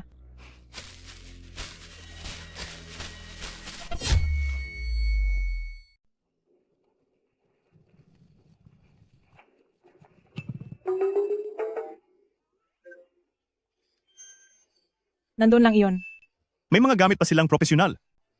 Narinig ko na ang lugar na ito ay teritoryo ng itim na sawa. Lahat ng papasok sa kagubatang ito ay tuluyang tatapusin ng itim na sawa. Sumunod ka lang sa likod ko. Kapag may nangyari, hayaan mong ako ang lumaban. Itim na sawa. Ang ibig mo bang sabihin ay yung malaking itim na ahas? Oo. Matagal ko na siyang tinalo. Tinalo mo ang itim na sawa? Oo naman. Kasi noong nakaraan, kasama ko ang mga hipag ko na namimitas ng kabute. Gusto niya kaming kainin? Kaya wala akong nagawa kundi tapusin siya. Nagawa mo siyang parusahan? Oo, bakit parang gulat na gulat ka? Akala ko pa naman, makakaasa ako sa itim na sawa para mahanap ang halamang gamot. Ngunit parang hindi na mangyayari iyon. Ano ba talaga? Ang hinahanap mong gamot? Ang dahilan kung bakit ito lumaki ng ganoon ay dahil ito ang nagbabantay sa loob ng bundok na ito ng isang napakahalagang gamot. Ano ang tawag doon? Dendrobium. Shihu, hindi ba't isa lang yung karaniwang halamang gamot? Kung gusto mo niyan, kahit anong oras ay kaya kong kumuha para sa iyo. Ang shihu lamang na tumutubo sa sinaunang puno kung saan nakatira ang itim na sawa. Ang tanging makakapagligtas sa lolo ko. Kaso ngayong wala na ang itim na sawa, ang shihu ay posibleng wala na rin doon. Napakadaling hanapin ang shihu na yan. System. Simula ng scanning function. Hanapin ang shihu sa tinitirhan ng itim na sawa. Sinisimulan na para sa master ang scanning function. Matagumpay na nahanap ang shihu sa tirahan ng itim na sawa. Boss Chin, ang shihu na gusto mo ay naroon sa punong iyon. Talaga? Ibig sabihin, kahit wala na ang dating sawa, mayroon na namang ibang nagbabantay sa punong iyon. Pero, mabagsik ang itim na sawa, isa ka lang mahinang babae, hindi mo kaya ang halimaw na iyon. Kaya ako na ang kukuha nito. Ngunit kung pupunta ka, hindi ba delikado rin para sa iyo? Kung nagawa kong talunin ang mga ninuno nito, paniguradong matatalo ko rin ito. Anong dapat ikatakot? Dito ka lang maghintay, babalik agad ako. Ang lalaking ito, tila may angking hindi pangkaraniwang tapang. Ito ang bagay na hindi ko pa nakita sa kahit kanino.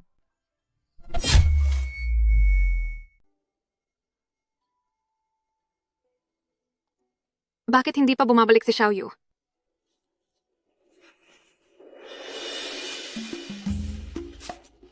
Tingnan mo, ito ba ang hinahanap mong halaman?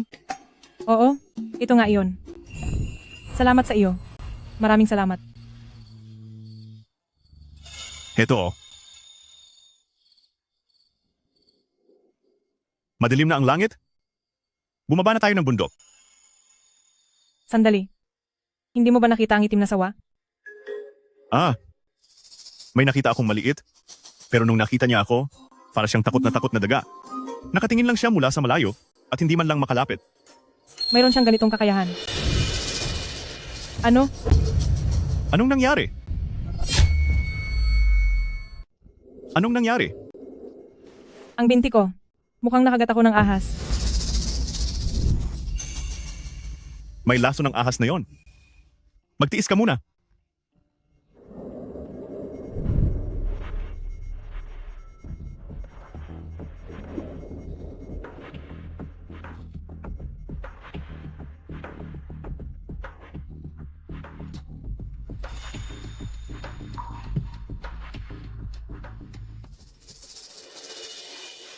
Ang mga halamang gamot na ito ay makatutulong para gumaan ang pakiramdam mula sa lason, pero kailangan mo pa ring magpagamot agad? Dahil kung hindi, maaaring mawala ang iyong binti. Bakante ito ng tila Viper. Sa palagay ko bago lumipas ang 30 minuto. Baka mawala na ako. Hi! Huwag kang mag-alala. Hindi ko hahayaang mapano ka.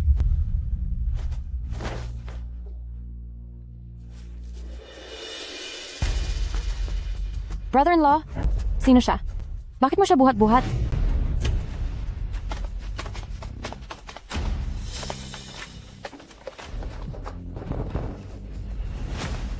Xiaoyu, anong nangyari sa kaniya?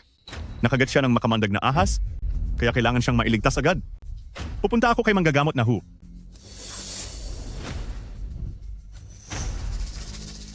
Xiaoyu, may gamot sa bahay ni Chen Mei. Makatutulong yon para maligtas siya. Ganoon ba? Kung ganoon ay bibilisan ko ang pagpunta kay Sister Chen para kunin ang lunas. Ate, pakisuyo naman na alagaan mo muna sila. Sige, umalis ka na.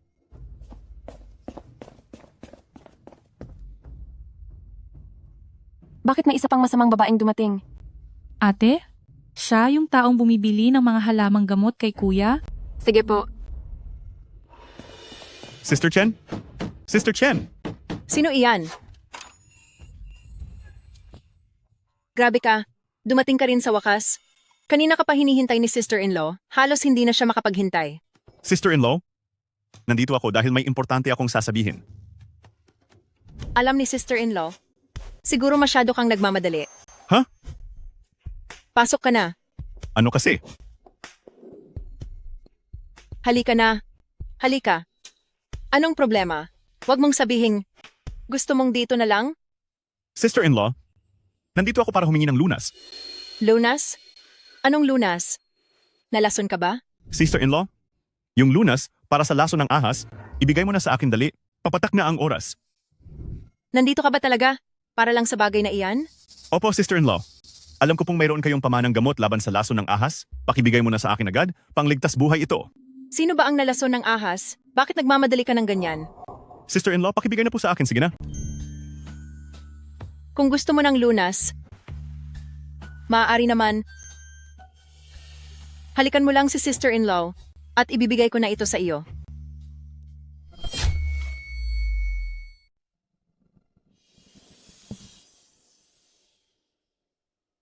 Bakit hindi pa bumabalik si Xiaoyu?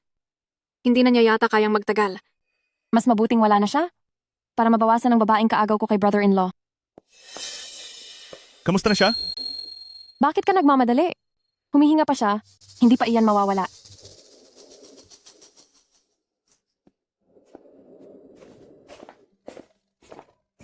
Siya ba iyan?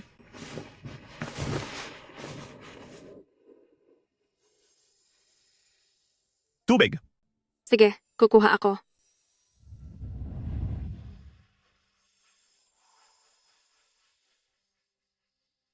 Ngayon ko lang nakita na nag-alala siya ng ganyan sa isang tao.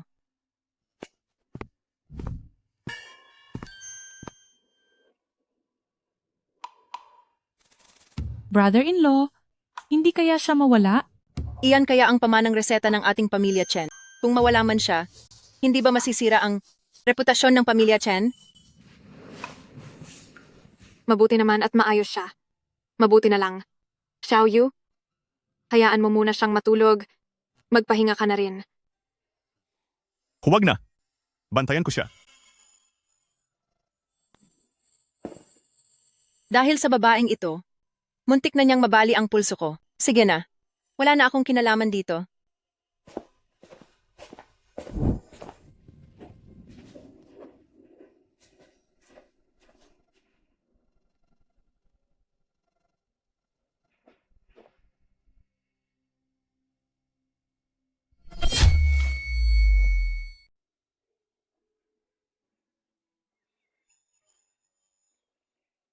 Nasaan ito? Gising ka na pala. Ayos ka na ba? Masakit pa ba ang binti mo? Ako, natatandaan ko kahapon. Sabay tayong umakyat ng bundok para kumuha ng shihu. Nasaan ang shihu? Nandito ang Shihu. Huwag kang mag-alala. Salamat sa iyo. Ikaw ang nagligtas sa akin, di ba? Ate, bakit nakatayo ka lang dyan? Bakit hindi ka pumasok? Sige po.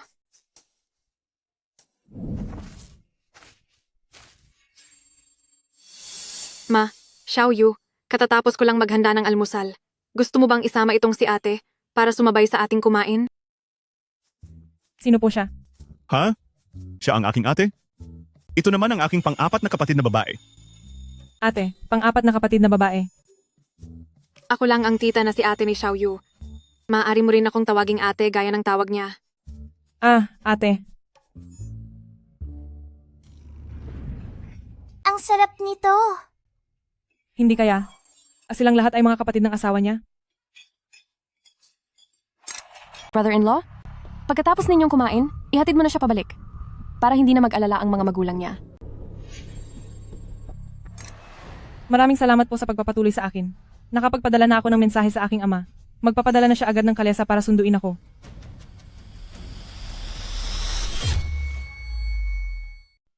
Kuya Jiang, kung mayroon ka pang mga halamang gamot, ibigay mo na rin sa akin ang lahat. Ang perang ito ay bayad para sa kinuha mong gamot kahapon. At isa pa, magdadala rin si ama ng karagdagang pera rito. Anumang gamot ang mayroon ka, kukunin namin ang lahat. Akala mo naman kung sino kang mayabang dahil lang may kaunti kang pera? Yay! May pera na! Hindi na kailangang magpakapagod ni ate. Boss Kin, hindi naman kailangan ng ganito kalaking pera. Kuya Jiang, kung maaari ay, magdala ka pa ng mas maraming gamot sa aming tindahan. Naku, talagang si Majaw, kumain na tayo. Sige, kain na.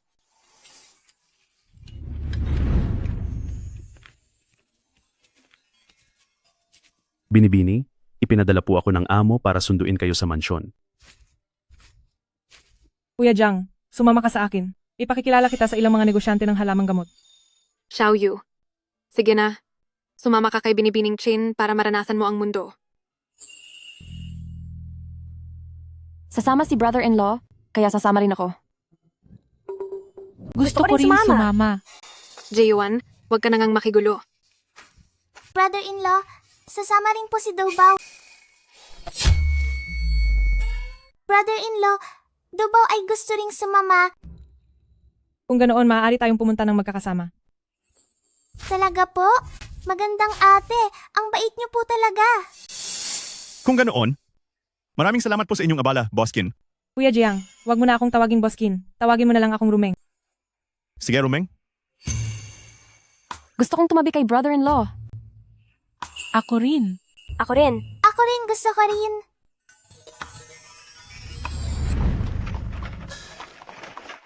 Brother-in-law.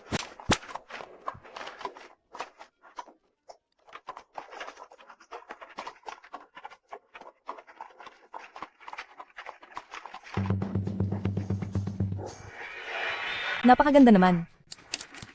Halikayo po. Tignan niyo ito.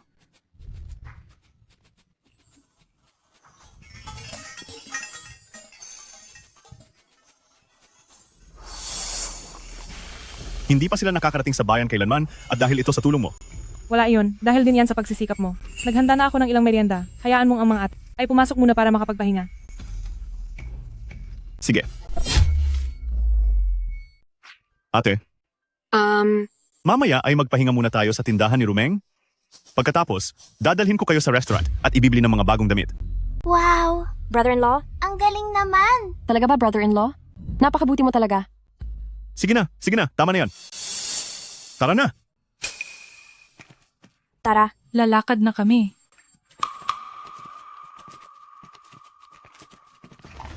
Hindi pa namin naranasan na ganito mamasyal sa lungsod. May lipstick doon. Tingin na kayo ng mga kolorete? Wow! Ang bango naman. Grabe, napakahalimuyak. Sige po, magkano po ang lahat ng kinuha ko? 5 sentimos para sa bawat bote. Wow, 5 sentimos lang. Napakamura naman.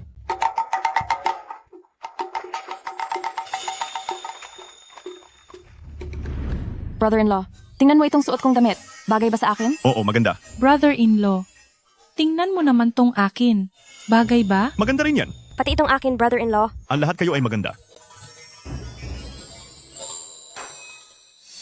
Tatay, nanay, second sister, nakikita niyo po ba kami mula sa langit?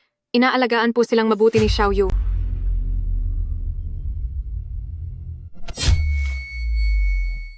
Lahat ay maganda. Bakit, ate? Hindi ka ba masaya? Xiaoyu, hindi ko kailanman naisip na mararanasan natin ang ganitong klaseng buhay. Ang tunay na magandang buhay ay paparating pa lamang. Pagbati sa host, nakuha mo na ang tiwala ng iyong pamilya. Muli kang nakakuha ng sapat na proteksyon, 50 puntos ang nadagdag. Pinubuksan na ng system ang walang hanggang bukal ng espiritu para sa host, kasama na ang mga buto ng pananim.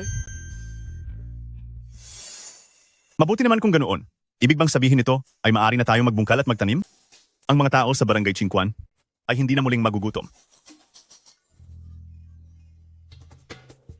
Jiang Yu, balita ko ay tinipon mo ang mga taga-nayon para sa isang pagpupulong. Mayroon bang mahalagang bagay? Kapitan, mayroon ako rito mga buto ng trigo. Maaaring kumuha ang lahat at itanim sa inyong sariling lupain. Sa susunod na taon ay makakapag-ani na kayo ng trigo. Kapitan, imposible po iyan. Itoy, nakapagtatambak ka na ba sa bukid? Nasilip mo na ba ang lagay ng lupa sa labas? Sa tindi ng tagtuyot na ito, magtatanim ka pa ng trigo? Bakit hindi ka nalang lumipad sa langit? Sa tindi ng tagtuyot na ito, magtatanim ka pa rin ng trigo? Ano ka, sinuswerte? Anong klaseng kalokohan iyan? Itong kabataang ito, mukhang nasisiraan na yata ng bait. Gusto magtanim ng pagkain sa panahon ng kalamidad? At gusto pa ng malaking ani? Managinip ka ng gising. Tama? Naku, bata nga naman talaga. Xiaoyu, tama po ang sinasabi ng mga tito. Ilang taon na ang tagtuyot. Tuyot at bitak-bitak na ang lupa. Paano pa tayo makakapag-ani ng pagkain yan? Ate, huwag kang mag-alala, may paraan ako. Opo. Kung sa tingin niyo po ay imposible, maaari niyo pong ipaubaya ang lupa sa pangangasiwa ko. Sinisiguro ko na sa pagsapit ng bagong taon, lahat tayo ay makakakain ng masasarap na pagkain. Jiang Yu, anong ibig mong sabihin? Kasalukuyang autumn na ngayon, kahit magtanim tayo agad, hindi pa aabot ang anihan bago matapos ang taon. Sa tingin ko, nahihibang na siya. Ipatawag na agad si manggagamot na Hu at patingnan niyo ang utak niya. Baka sinasapian na iyan, puro kalokohan ang sinasabi. Kahit bakante pa ang aming mga lupa. Pero kung ibibigay sa'yo, wala ring mangyayari. Kung payag po kayong ipaubaya sa akin ang mga lupa niyo, ako, si Jiang Yu, ay sumusumpa. Tinitiyak ko sa inyo, siguradong tutubuan ng trigo ang mga lupa niyo at makakakain kayo ng masaganang pagkain. Naku, paniniwalaan ba natin ito? Kapitan, kung hindi pa rin po kayo naniniwala, magsusulat ako ng kasunduan at handa kong itaya ang lahat. Ayoko na pong makitang nagugutom pa ang mga kanayo natin. Sinong gagawa ng ganoong klaseng lujen na trabaho? Iyang si Jiang Yu, na binali ang binti ni Huzi, ay parang hindi na rin maayos ang pag-iisip. Ilang tuyong lupa lang naman iyan, ibigay na sa kanya. Kung gusto niya, wala namang tumutubong kahit isang damo riyan. At hindi ako naniniwalang makakapagpatubo siya ng mga pagkain diyan. Tama, ibigay na lang natin sa kanya. Baka mamaya, totoong nang makakain tayo ng mga puting tinapay. Tahimik po ang lahat, tahimik. Si Jiang Yu ay anak ng ating Barangay Chinquan. Kahit na nanggaling pa siya mula sa malalayong lugar sa Huangtu Village, ang kanyang mga dokumento ay ako mismo ang naglipat. Nakikita nating itong taggutom ay tumagal na ng 5 taon at kahit pilit nating tinitiis, hindi na rin natin ito kaya pang tagalan. Kung si Jiang Yu ay talagang kaya na sa gitna ng taggutom na ito ay magpatubo ng mga pagkain, hindi na po tayo magugutom pa. May punto po kayo. Tama. Kaya ako na ang mauuna, ang mga lupa ng pamilya ko ay ipapaubaya ko kay Jiang Yu. Kahit na magtagumpay o hindi ang trigo, kung may animan o wala, bahala na po siya. Palagay ko ay maayos iyan, ganoon na nga ang gawin natin. Sang-ayon din po ako.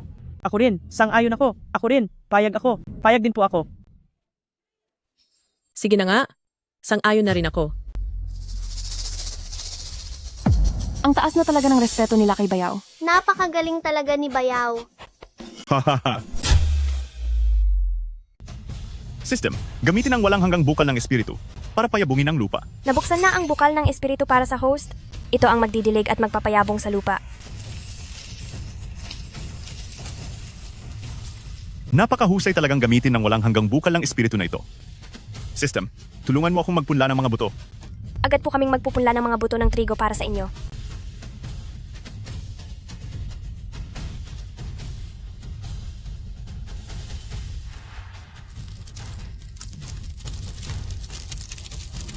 Wala talagang kapantay ang system. Ito ang magliligtas sa atin sa panahon ng taggutom. Xiaoyu, oras na para magtanghalian. Wow. Ang bilis ng lumaki ng mga trigong ito. Ate, hindi na aabot ng isang buwan, pwede na anihin ang trigo na ito. Pagdating ng oras na iyon, tatawagin natin ang mga taga-nayon para sabay-sabay mag-ani. Sige, umuwi muna tayo para kumain. Sige po.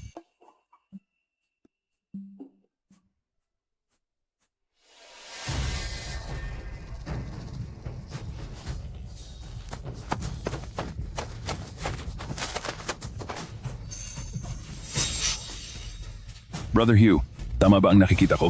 Talagang tumubo ang trigo. May ibubuga rin ang batang si Jiang Yu, pero mukhang hindi pa niya naririnig ang kasabihang kung sino ang nagtanim ay siyang dapat makinabang. Tayo na ang mag-aani ng trigo para sa kanya.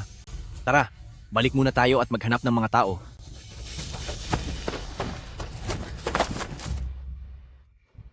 Lumeng, pumunta ako rito. Hindi lang dahil sa gusto kong ibenta ang mga gamot na ito. Ano pa iyon? Sabihin mo lang sa akin. Gusto ko sanang maging accountant kita. Handa na para anihin ang trigo sa nayon at kailangan itong ipamahagi sa mga taga-nayon base sa kanilang mga pamilya. Pero pagdating sa pagtutuos, hindi ko na iyon maintindihan. Ang mga kapatid ko sa bahay ay hindi marunong magbasa at sumulat. Maliit na bagay iyan. Sasama ako sa'yo. Salamat. Brother-in-law, may masamang nangyari. Anong problema, Ji-Yuan? Dahan-dahan ka lang sa pagsasalita. Brother-in-law, ang mga trigo sa bukid. Nawala ang lahat ng mga trigo. Ano? Halika, bilisan mo at sumama ka sa akin para tingnan yon. Tara na. Bakit nawala ang lahat ng mga trigo na ito? Kinuha na ang lahat. Tingnan nyo ito. Siguradong pakana niya ito. Nangako na siya sa atin. Jiang Yu, sa wakas ay dumating ka rin. Tingnan mo ito. Ano ba ang nangyayari dito? Anong nangyari? Bakit nawala ang lahat ng mga trigo? Jiang Yu, nasaan na ang ipinangako mong pagkain para sa amin? Anong kahiyahiyang pangyayari ito? Jiang Yu, iyong ipinangakong pagkaon para sa amin, nasaan na? Anong nangyayari dito? Malapit na sanang maani ang mga trigo. Bakit magdamag lang? Nawala ng lahat? Magsalita ka, ikaw ba ang may gawa nito? Siguradong siya iyon. Nagawa niyang pabilisin ang paglaki ng mga trigo. Siguradong kaya niya ring manakaw ang lahat sa loob ng isang gabi. Mukhang ang pakay lang ni Jiang Yu ay gamitin ang lupa ng lahat para makapagtanim ng pagkain para sa sarili niya. Simula't simula pa, wala na siyang balak na bigyan tayo ng ani. Gusto niyang solohin. Bakit nangyari ito? Sigurado akong hindi siya ganyang klaseng tao. Matahimik muna ang lahat. Pumunta ako sa bayan ngayong araw at kakabalik ko lang. Kakaalam ko lang din tungkol sa nangyaring ito. Ngunit huwag kayong mag-alala. Ang pangako ko, si Jiang Yu, sa inyong lahat, ay hindi ko babaliin. Ngayong wala na ang mga pagkain, anong ibibigay mo sa amin? Tama, bayaran mo kami ng pera. O kaya ay magbigay ka ng pagkain. Ibibigay mo ba o hindi? Pagkain o kaya naman ay pera, bilis. Mga kababayan, alam nating lahat na si Xiaoyu ay hindi masamang tao, hindi niya magagawa ang bagay na iyon. Malinaw ang narinig ko noon na bawat isa sa inyo ay nagsabi na may maani man o wala ay ayos lang sa inyo. Bakit niyo kami ginugulo ngayon? Kalokohan. Kung hindi lumago ang pananim, maaaring hindi na kami hihingi. Pero ngayong lumago na ang mga ito, bakit hindi mo ibibigay sa amin?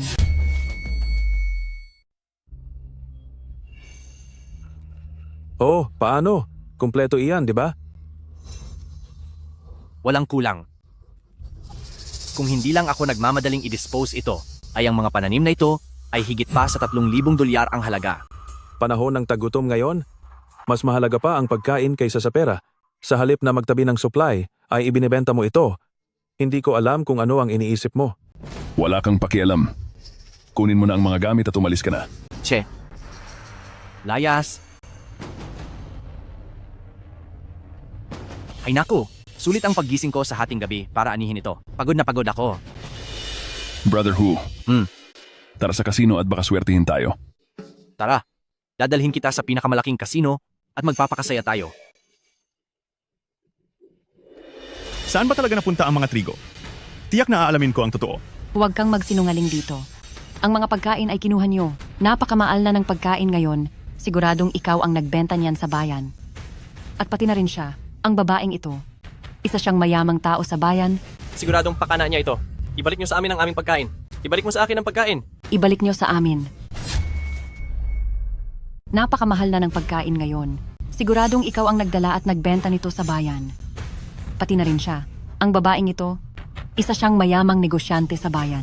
Siguradong may ginawa siyang kalokohan. Ibalik niyo sa amin ang aming mga ani. Ibalik niyo sa amin ang mga pagkain. Ibalik niyo sa amin. Si Boskin ay negosyante ng halamang gamot sa bayan. Hindi talaga siya bumibili ng mga ani. Kung ganoon, kayong dalawa ang kumuha noon. Wala kayong konsensya. Kaming mga mahihirap ay kumakain na ng damo at balat ng puno, pero tingnan mo, ang kinis at ganda pa rin ng kutis mo. Ibalik niyo sa amin ang mga ani. Ibalik niyo. Ibalik niyo na. Ibalik niyo sa amin. Ibalik niyo na sa amin. Tumahimik kayong lahat. Ang sinumang magtangkang sakta ng bayaw ko, hindi ko siya mapapatawad. Sapat na yan. Kumalma muna kayo. Naniniwala ako na ang pangyayaring ito ay talagang may kahinahinala.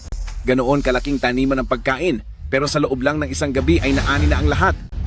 Malinaw na may taong nanamantala nito. Iminumungkahi kong iulat na natin ito sa mga autoridad. Ang pananim ay mahinog sa loob lang ng isang buwan. Ang bagay na ito ay talagang kakaiba. Kapag nalaman ito ng mas marami pang tao, siguradong magkakagulo. Punong baryo, hindi na kailangang iulat ito sa gobyerno, sisiguraduhin kong malalaman ko. Kung sino talaga ang salarin sa pagnanakaw ng pananim, ang mga pananim ay ipapamahagi rin sa inyo sa bawat tahanan. Kailan mo ipapamahagi ang mga pagkain? Gusto na namin ngayon. Tama, gusto na namin ngayon. Oo, ngayon na. Mga kababayan, ang pag-iimbestiga sa mga ebidensya ay nangangailangan din ng panahon. Ngayon ay, wala pa tayong pagkaing maibibigay sa inyo. Kung walang pagkain, bigyan niyo kami ng pera. Tama iyan. Pera. Ibigay ang pera. Saan naman kami kukuha ng pera? Ako ang magbibigay ng pagkain sa lahat. Kami ni Kuya Jiang ay nagkakilala sa botika. Pumunta siya sa akin. Dahil ang gusto niya ay gawin akong tagasuri ng libro sa isang araw para ang mga pagkain ay patas na maipamigay sa inyong lahat. Pero sa ngayon, nakuha na ang mga pagkain. Si Kuya Jiang ay wala na ring maibibigay na pagkain. Rumeng, hindi maliit na halaga ang mga pagkain ito. Hindi ko hahayaang ikaw ang magbayad. Kuya Jiang, sa hinaharap ay, marami pa tayong magiging transaksyon sa negosyo ng gamot. Ang perang ito, ituring mo na lang na hiram ko sa'yo. Ano sa tingin mo? Sige. Payag na ako. Ang babaeng ito, hindi lang mabait at malambot ang loob. Napakamaalalahanin pa niya. Mga kababayan, handa si Boskin na magbigay ng pagkain sa lahat. Inaasahan ko rin na pagkatapos ninyong makuha ang pagkain, ay samahan ninyo akong hanapin ang totoong kumuha ng ating mga pagkain. Sige. Ayos. Handa kami. Gusto naming tumulong. Handa ako. Lahat kami ay handa. Kasama kami.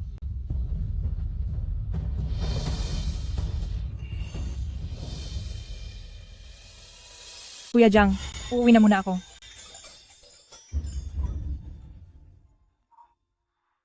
Xiaoyu, ihatid mo na si Binibining Qin.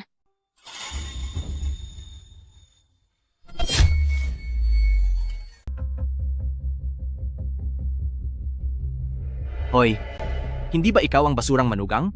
Saan kayo? Pupunta? Nanakuwang mga butil.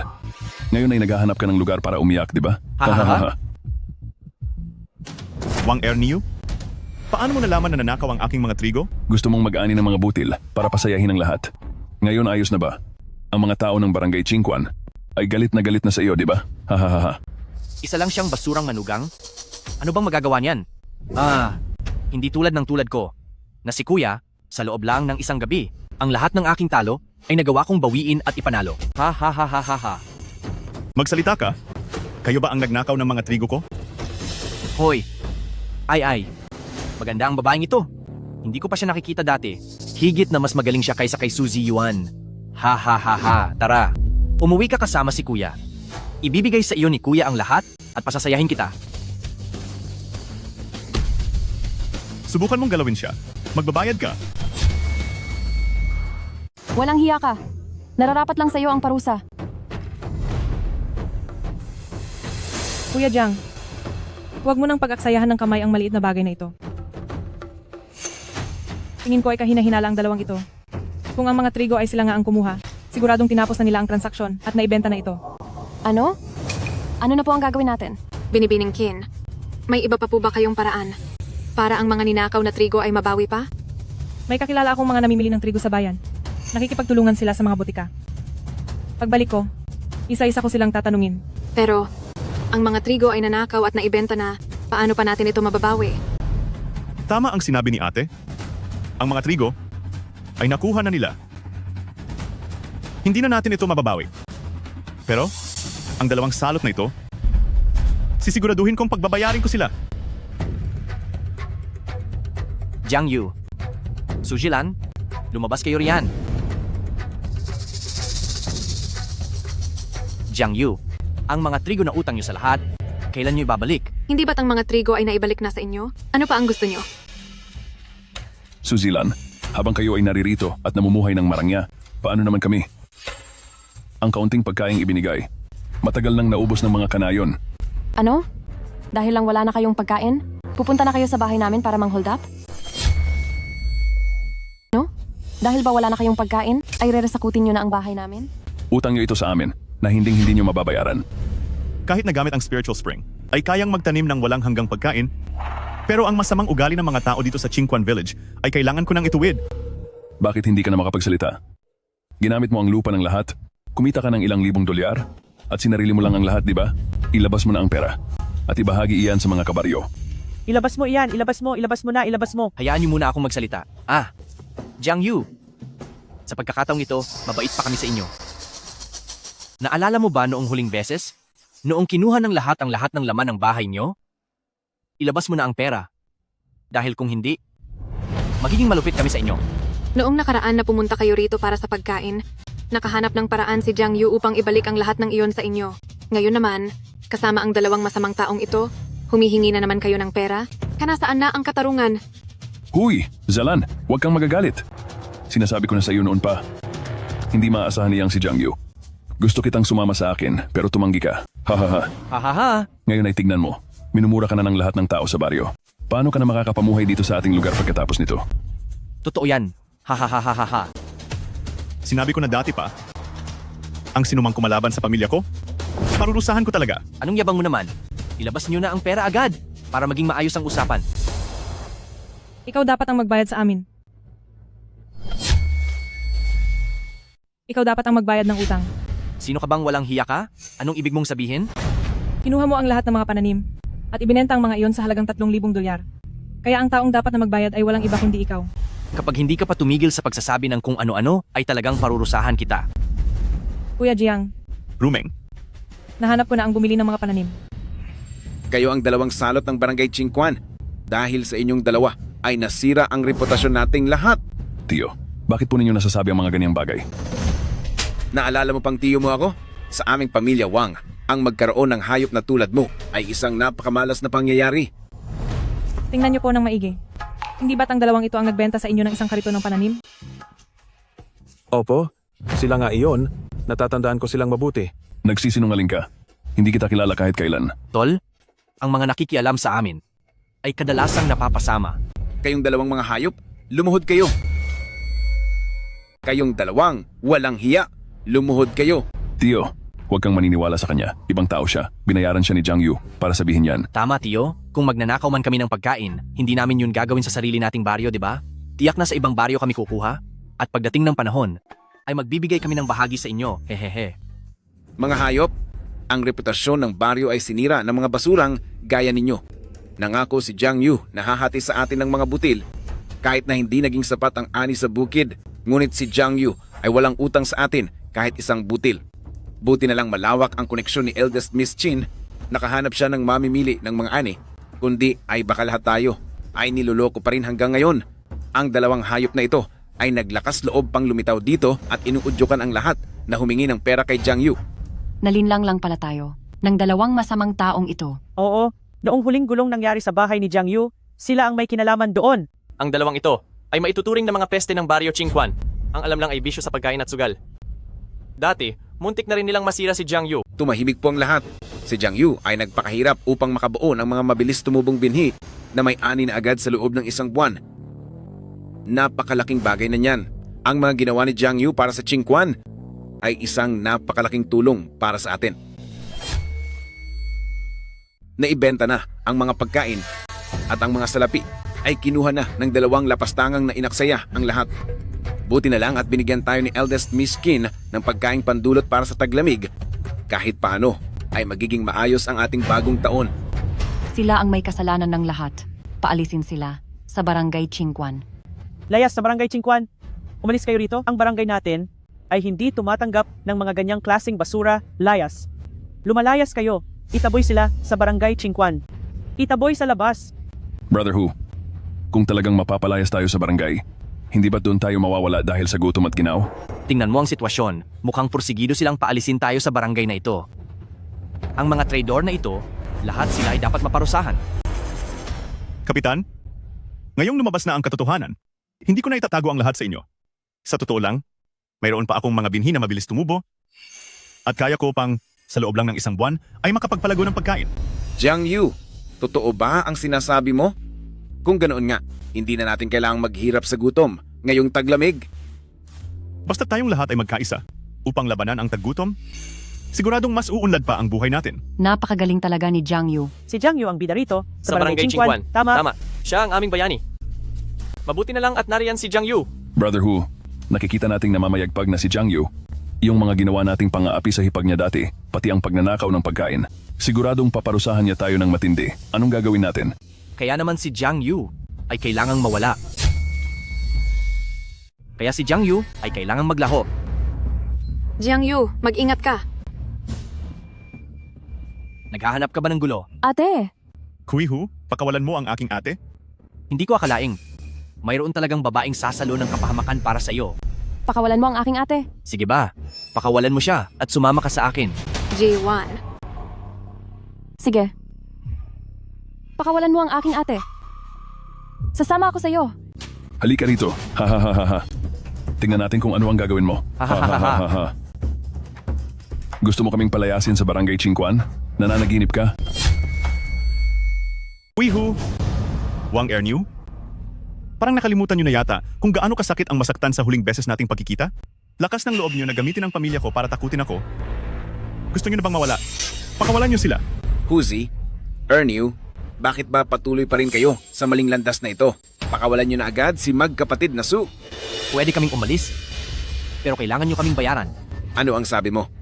Nasaan ang 3,000 dolyar mula sa binentang butil? Bakit humihingi ka pa uli ng pera? Matagal na naming naisugal ang lahat ng iyon. Bigyan mo ako ng 5,000 dolyar. 5,000 dolyar? Bakit hindi na lang kayo humingi sa langit? Huwag na kayong maraming salita, kung hindi ay talagang tatapusin ko siya. Ang pera, ibibigay ko iyon sa inyo. Xiaoyu. Pero sa ngayon ay wala pa akong ganoong kalaking halaga. Sa bahay ko ay mayroong 100,000 taong gulang na ginseng. Maaari akong bumalik para kunin ito at ibigay sa inyo. Kapag dinala ang ginseng na iyon sa bayan, mabebenta iyon ng hindi bababa sa 8,000 dolyar. Akala mo ba ay tanga ako? Huwag mong isipin na hindi ko alam na magkasabwat kayong dalawa. Kapag nakuha na ang ginseng at dinala sa bayan para ibenta, tiyak na ibebenta nyo lang din iyon sa kanyang tindahan ng gamot. Hindi ba't parang nagpadakip na lang din kami? Kaya kung ibigay ang pera sa iyo, pakawalan mo lang ang dalawang mga ate. Bibigyan kita ng pera. Hu, Brother Hu, bakit sobrang yaman ng babaeng ito? Hindi ito bababa sa 10,000 dolyar. Akin na yan.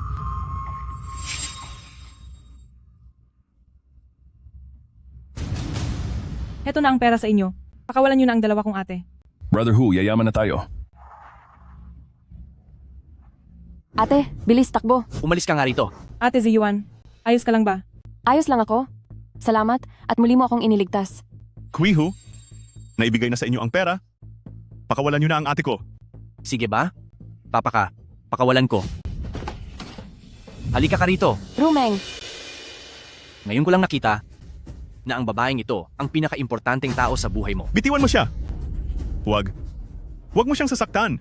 Jiang Yu, bilib din ako sa iyo. Magsalita ka sa harap ng lahat at sumumpa ka na hahayaan nyo kaming ligas na makaalis ng baryo. Mangako ka. Kung hindi, ngayon din ay tatapusin ko siya. Huwag! Huzi, bakit ang tigas pa rin ng ulo mo? Tumigil ka na? May pag-asa ka pang magbago. Anong akala mo sa akin, banal? Sumumpa ka. Kung hindi, ngayon din ay tatapusin ko siya. Huwag, sandali lang. Kung ako kaya ang nasa posisyon niya, mababalisa rin kaya si brother-in-law ng ganito? Sumusumpa ako, sisiguraduhin kong sina Kuihu at Wang Erniu ay ligas na makakaalis sa barangay Chingquan. Ako si Jiang Yu, ay hinding-hindi sila pananagutin sa anumang paraan. Ang dalawang ito, pagkatapos ng lahat ng masasamang ginawa nila, pababayaan lang ba natin silang makalusot? Hulihin sila, parusahan sila ng matindi dahil hindi ito sapat. Tama, Jiang Yu. Huwag mo silang palayain ng ganun lang. Jiang Yu, pag-isipan mong mabuti. Gusto mo bang mawala ang babaeng ito? O palalayain mo kami? Magsalita ka. Padaanin sila. Bahala ka sa buhay mo. Rumeng, okay ka lang ba? Ayos lang ako. Nagutos na si Jiang Yu. Bilisan nyo at umalis na kayo. Tumabi kayong lahat. Umalis kayo sa daan.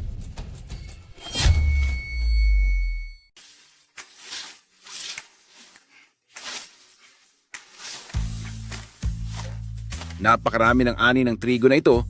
Sa wakas ay magagawa na nating magdiwang ng masayang bagong taon.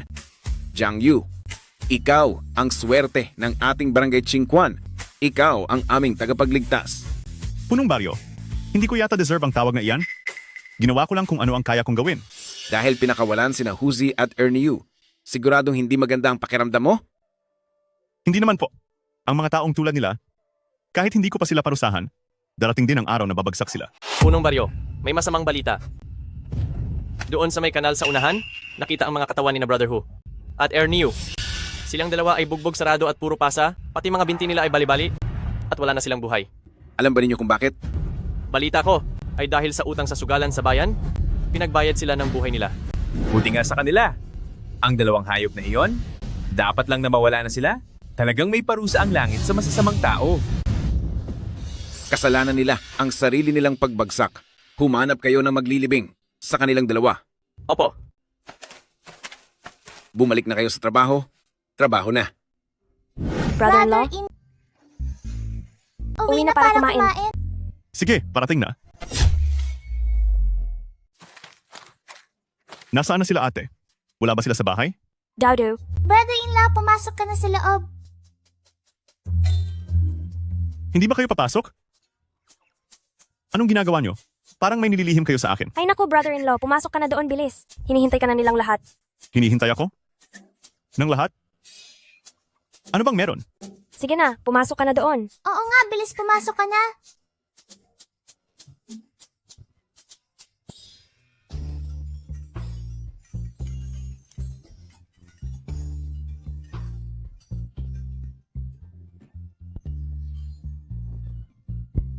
Aray! Nagulat ako. Anong ginagawa nyo? May espesyal bang okasyon ngayon? Bakit hindi ko alam ito? Sino ba ang may kaarawan? O may magandang balita ba? Xiaoyu, ngayon ang espesyal na araw mo. Espesyal na araw ko. Anong espesyal sa araw na ito? Brother-in-law, ngayong araw sa aming tatlo, pumili ka ng isa na magiging asawa mo.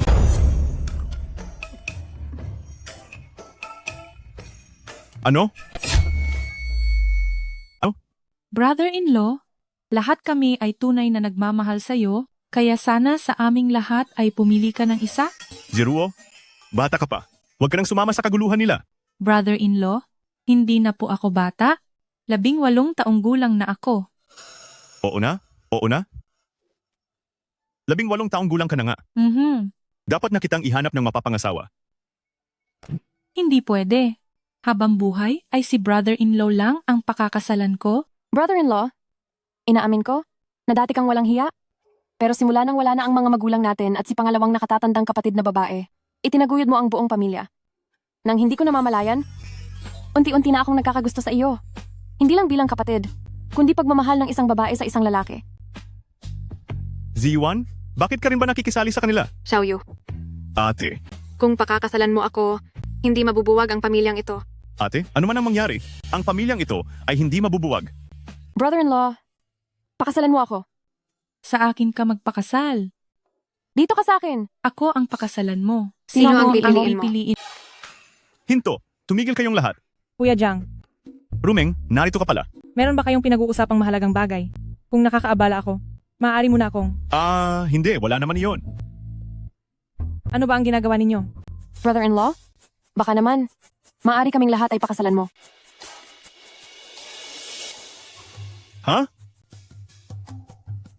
Brother-in-law. Brother-in-law. Huwag kayong lalapit sa akin.